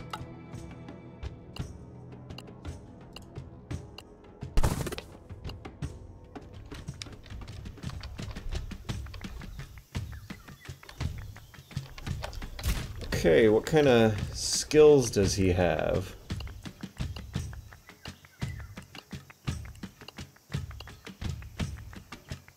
Deflect, jump. Oh yeah, I saw some of these during the boss battle. He has a powerful elbow attack, he has the jump, and he can deflect incoming projectiles. That might be useful against the gun-wielding newcomers.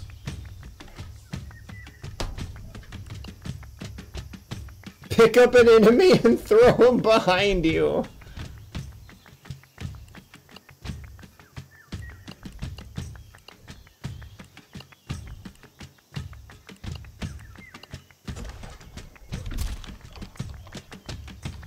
The bushes rustle and Canax emerge from the forest. They grin, eager for a fight.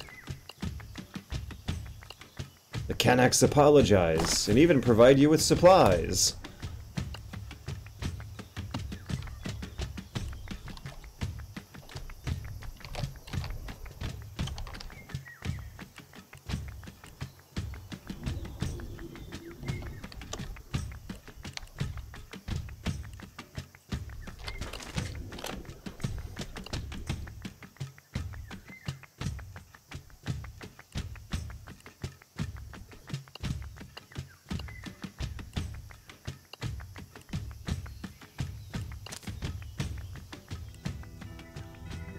The tall cacti remind you that you're close to Terminos.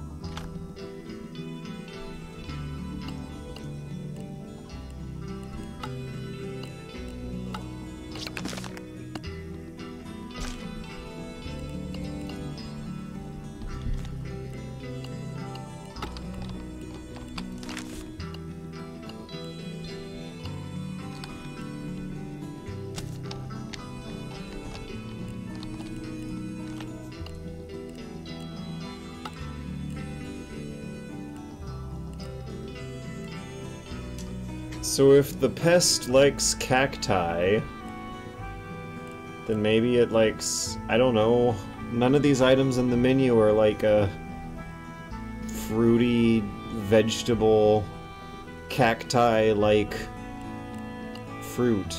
Need something meaty? Okay, let's try it.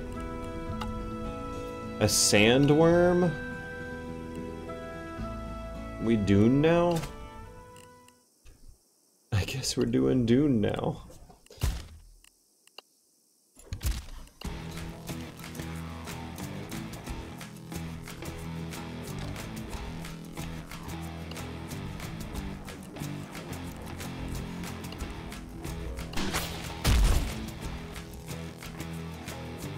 The sandworm has guns.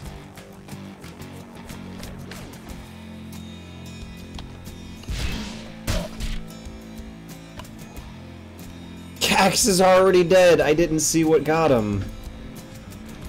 Huh.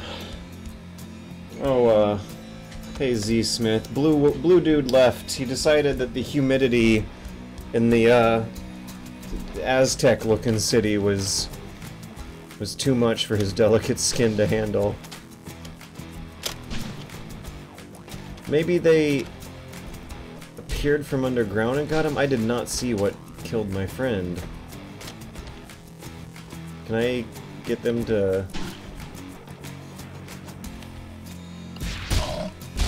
No, okay. I'm fine with doing that one again. I was gonna see if I could try to lure them into shooting each other. So maybe they explode when they die or something like that? That would be unfortunate because Cax is a pretty melee kind of character. So let me look at this again. We're gonna deal 2 damage to an enemy with 3 HP. And now... Ugh, I would love to deflect, but... that's not gonna happen.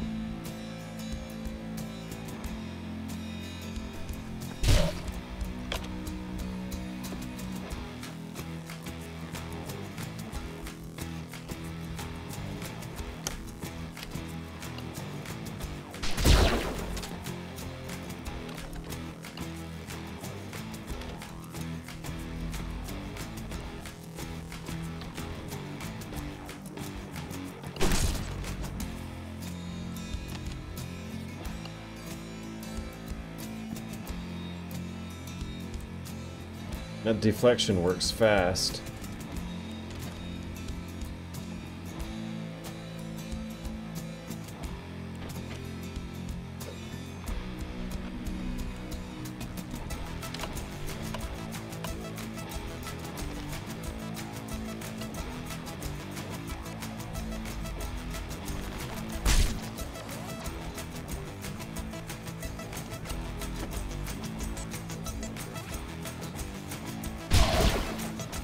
Why did he get hit?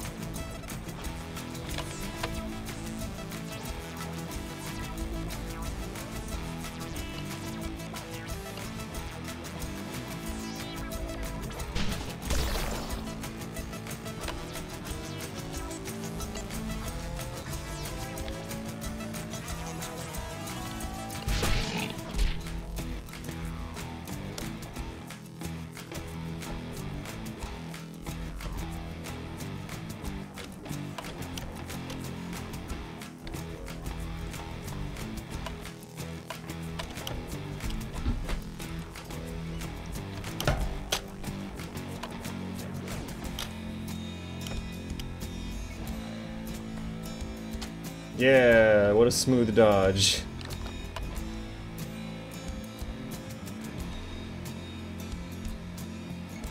I think this fight is supposed to teach me about projectile deflections. Okay, we're both within melee range, right up on this thing.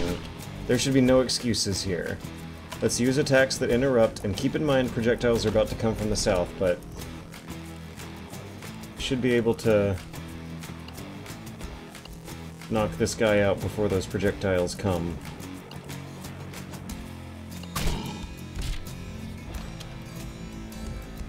It happened. Oh! Oh! Oh! There was an environmental hazard that I was... That my eyeballs were photoshopping away into the background. Okay, that explains it.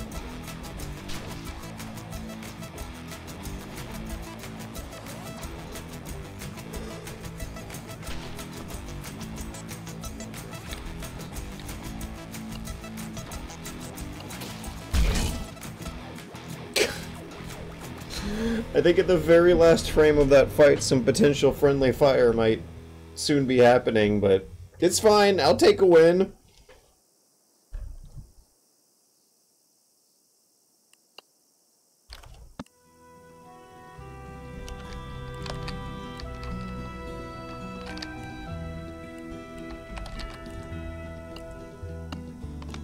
Oh.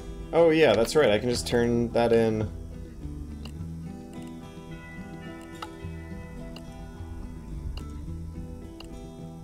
It's just too weird to make up.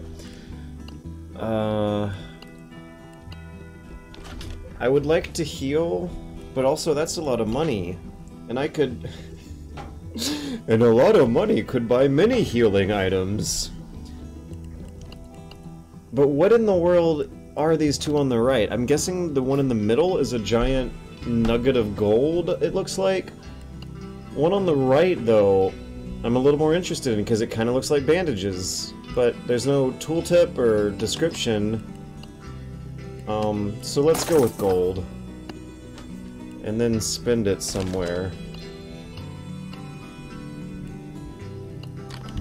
Or not. I think I have healing items in my pocket that might work.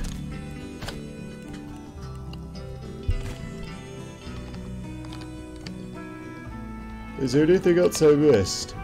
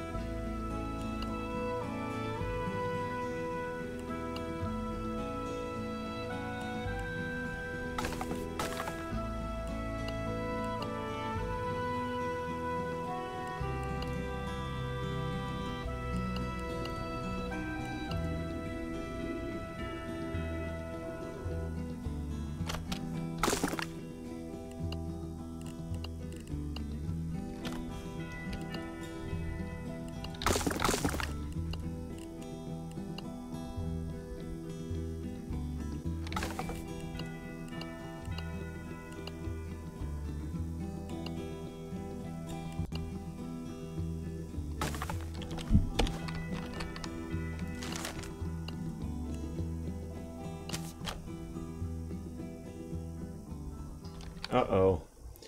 A squad of Termano guards are ahead. They look pissed off. So... Termano, what does that mean? Are these also colonizers? We've also had problems with Savage. Oh no, it's like Disney's Pocahontas!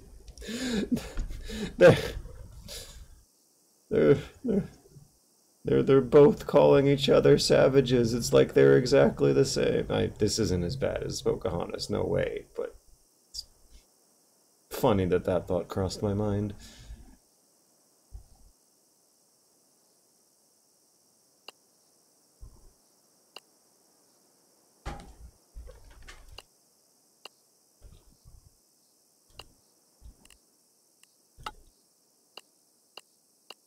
The older guard looks relieved.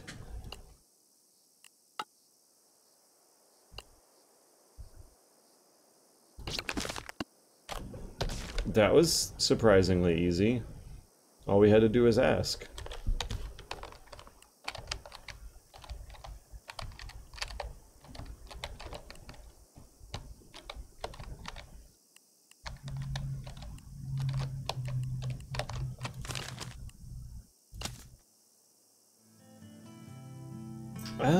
Yeah, so this must be the, what one of those missions looks like? Like they built a little castle here?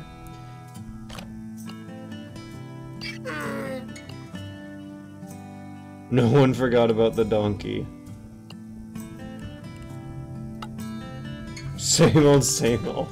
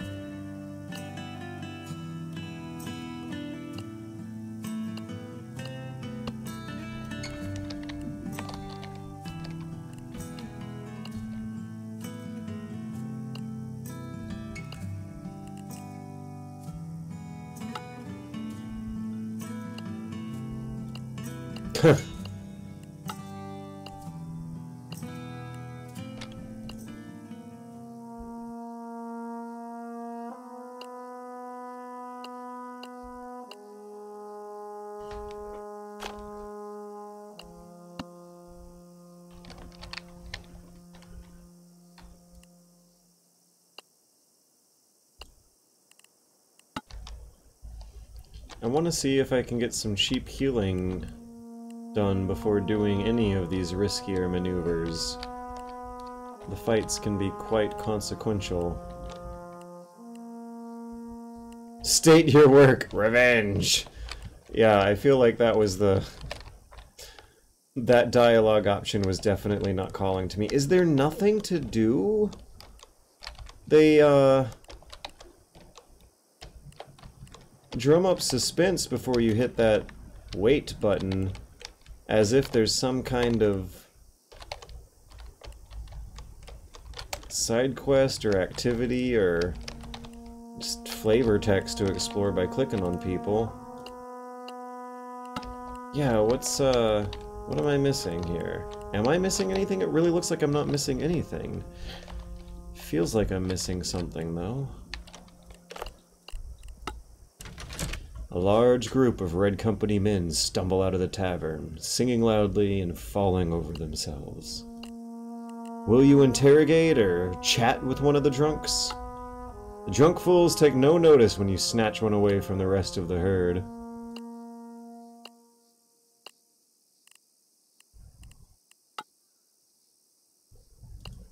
You try to get answers out of the drunkard, but his sobs and exclamations draw attention. Red Company men spill out of the tavern doors. Oh boy, we gotta fight. And we're low on health.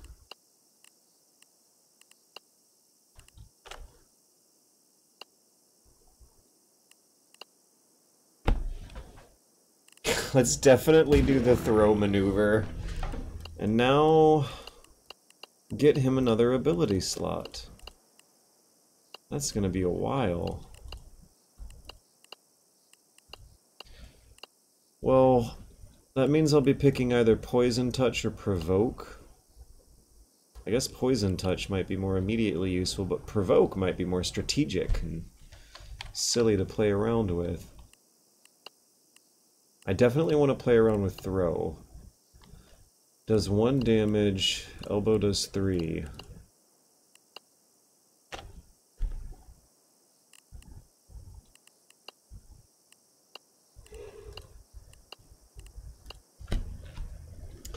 I'll replace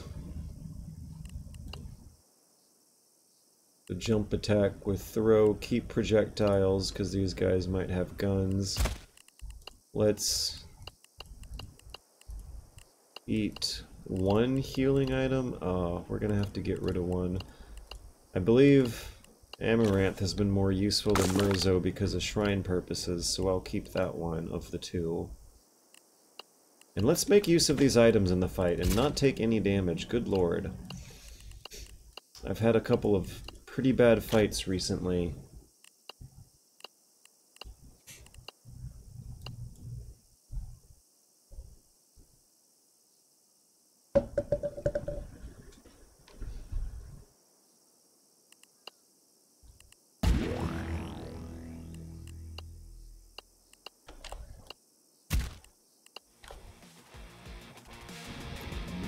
Four.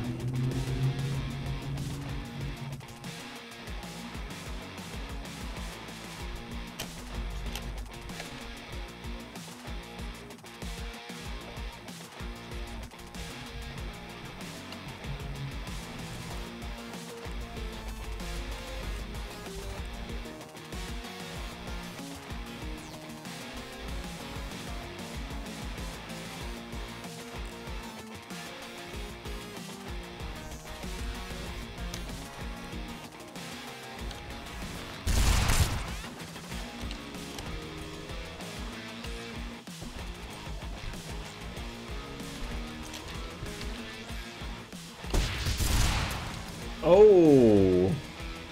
Oh, when it says deflect, it also means reflect. They're synonymous. That's awesome.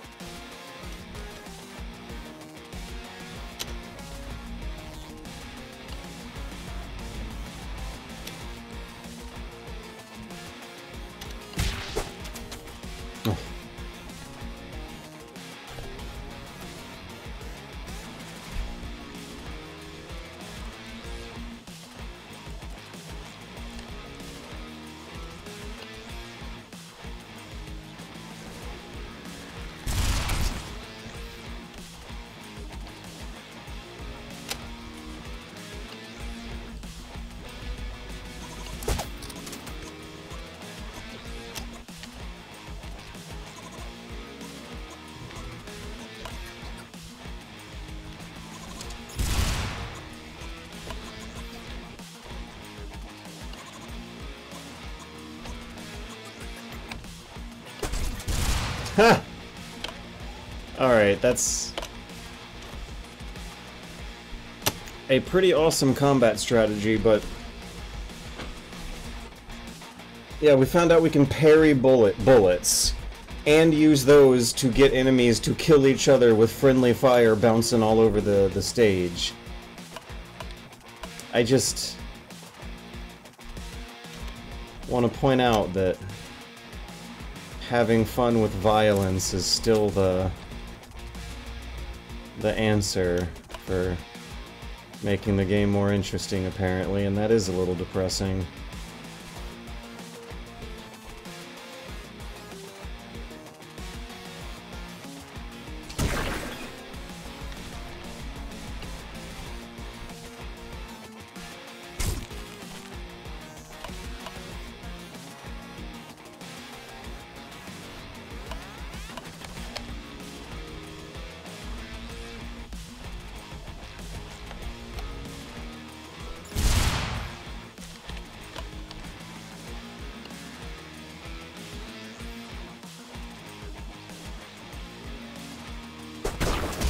Yeah! Yeah, it looks good, it feels good. That's a damn cool move.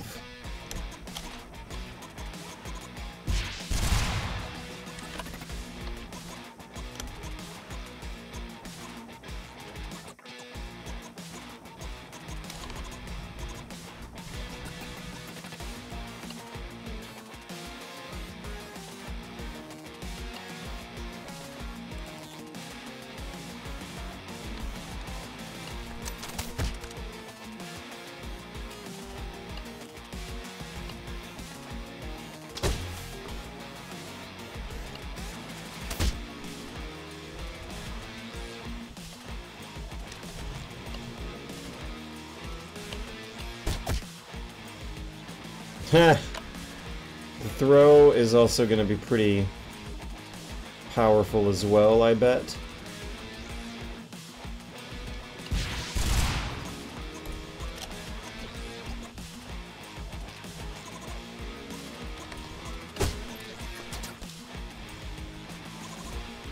I wonder if I could also throw enemies into hazards or friendly fire with that move as well.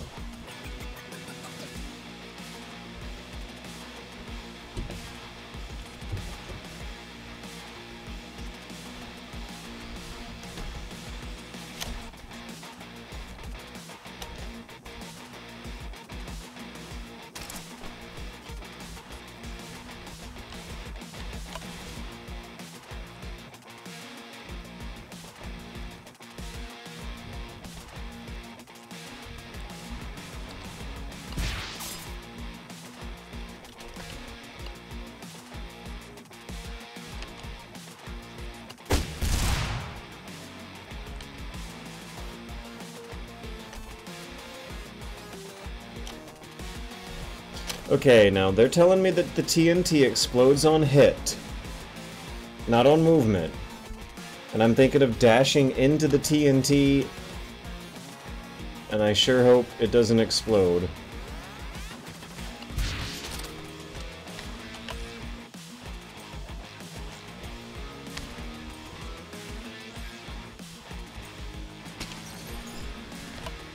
Alright, watch this. I hope this works.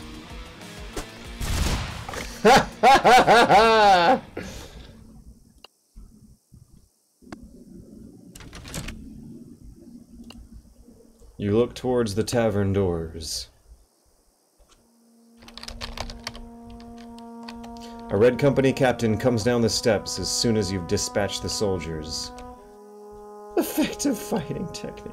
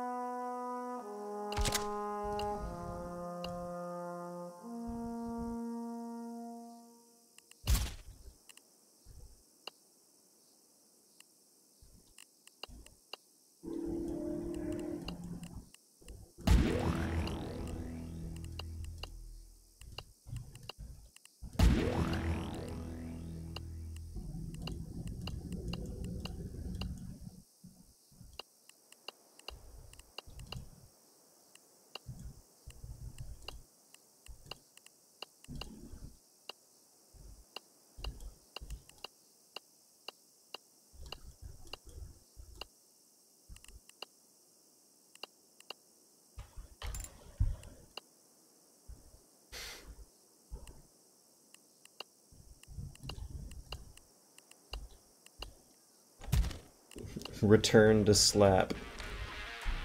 Okay, Red Company Captain has 20 HP. I got a melee, 2 melees in front of him. TNT in the upper right.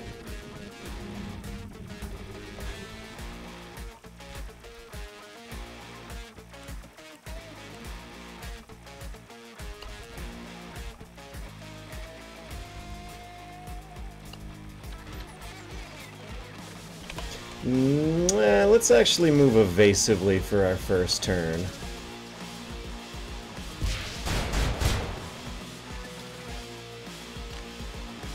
Okay, I made the right decision. How strategic.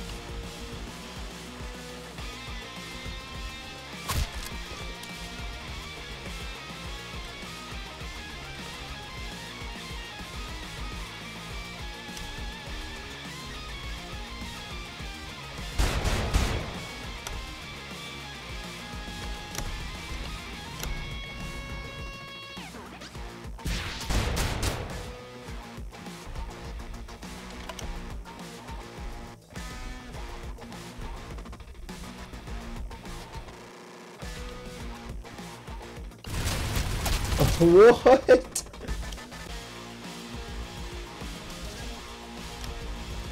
He's rotating around in 360 degrees and I'm almost dead.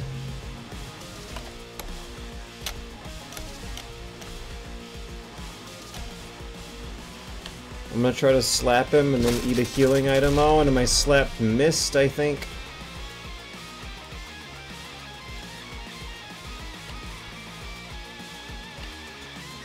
Wait, he's gonna do a melee. I can dash out of range and then throw the item at him, and Tizo's gonna have to stay back. He has a lot of HP, it looks like, too.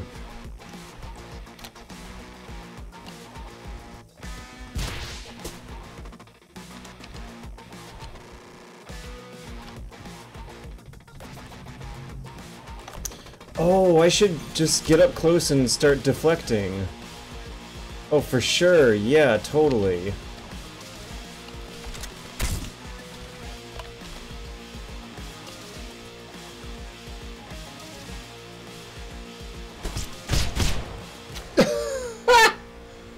This deflection move seems suspiciously overpowered as well.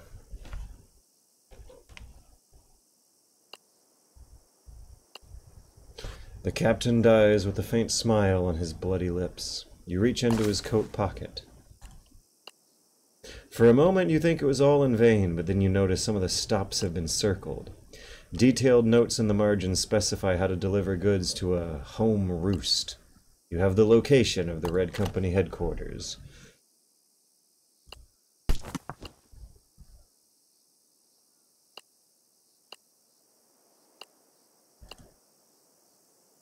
You turn to leave and step on something hard. Looks like something fell out of the captain's pocket. Just a chunk of wood. Maybe the captain liked to whittle.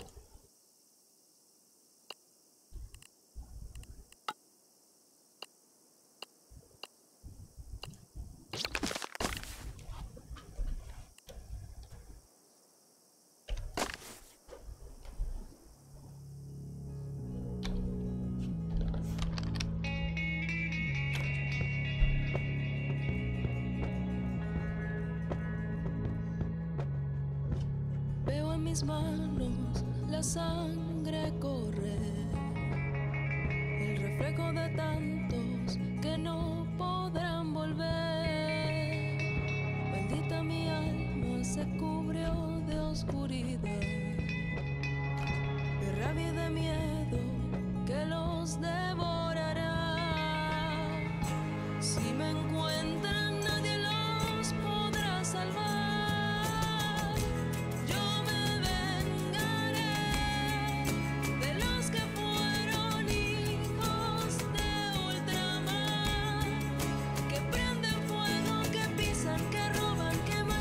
Suelo al pasar, que cuenten los días que les quedan por graznar, que cuenten los días que anidan en nuestro hogar.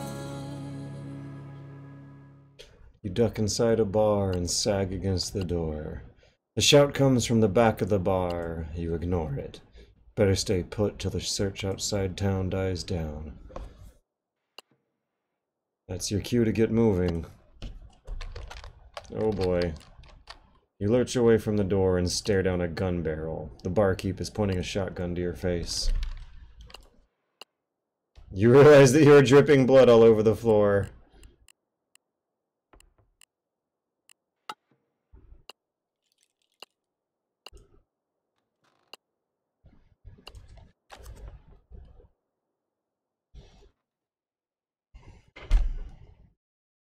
Let's take a break. Let's make a save. Ooh, pretty.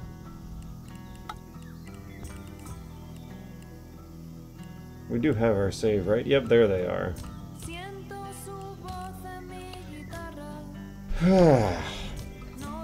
Okay.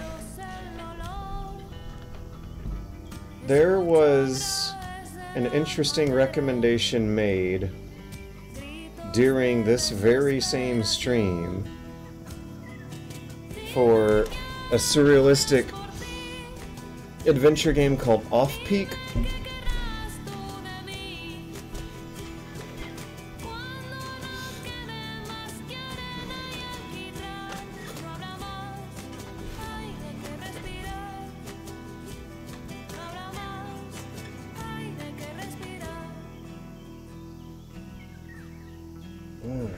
I'm also feeling a little bit of a headache kicking in after what a busy day of a stressful week I've just gone through.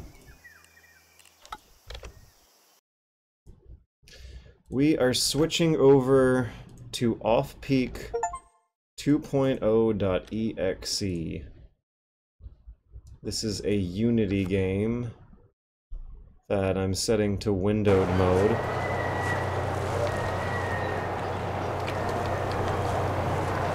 I'm still here, George, so if you don't like the game, you can lay it on me. I'll take responsibility.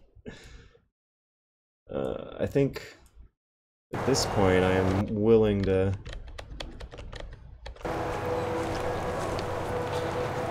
check it out of sheer curiosity more than anything.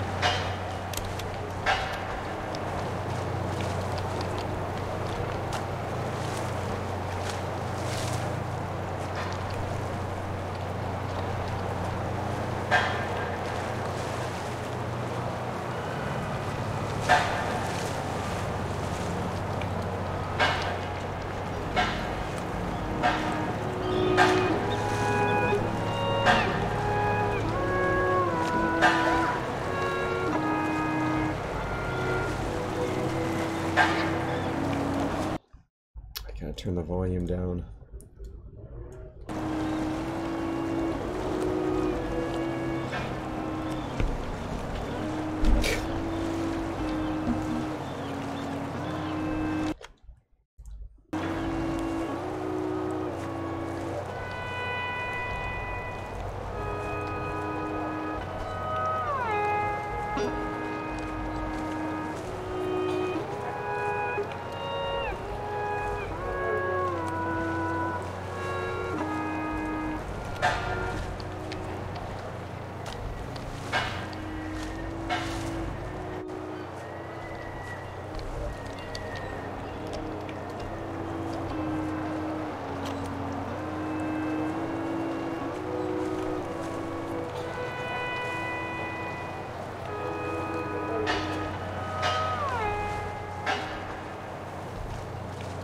I want a bunny hop.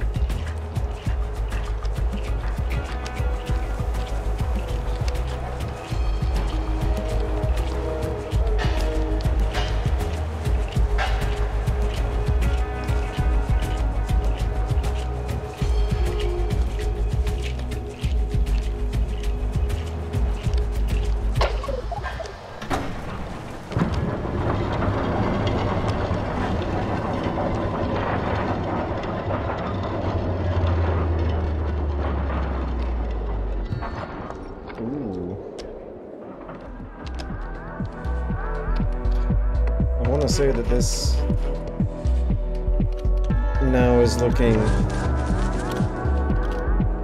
significantly more interesting than the station platform outside.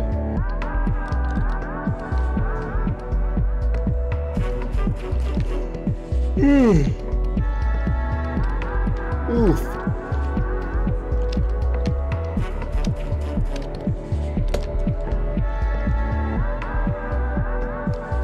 Yeah, this music is rad.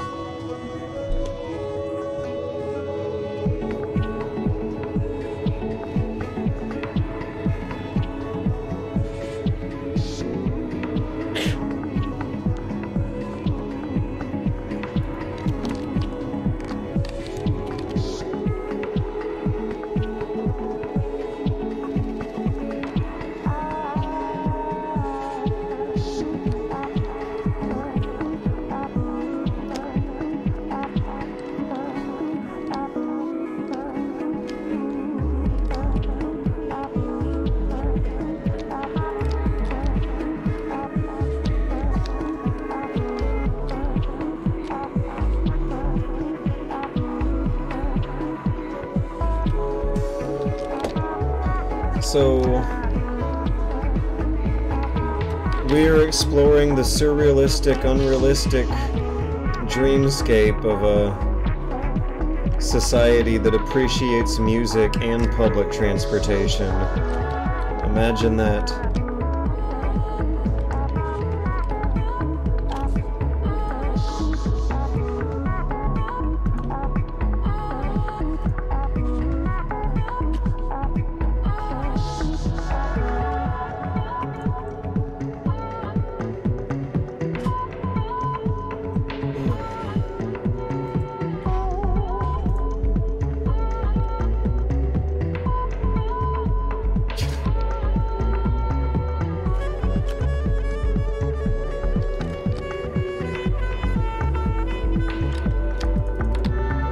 I'll just let him go on.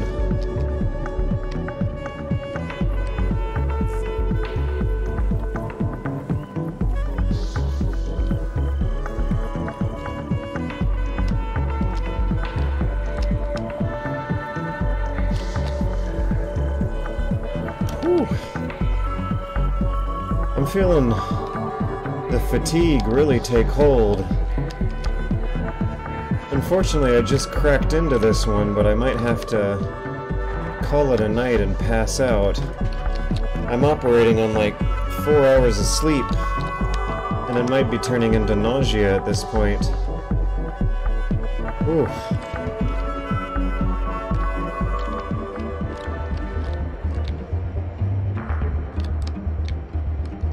I need to drink water.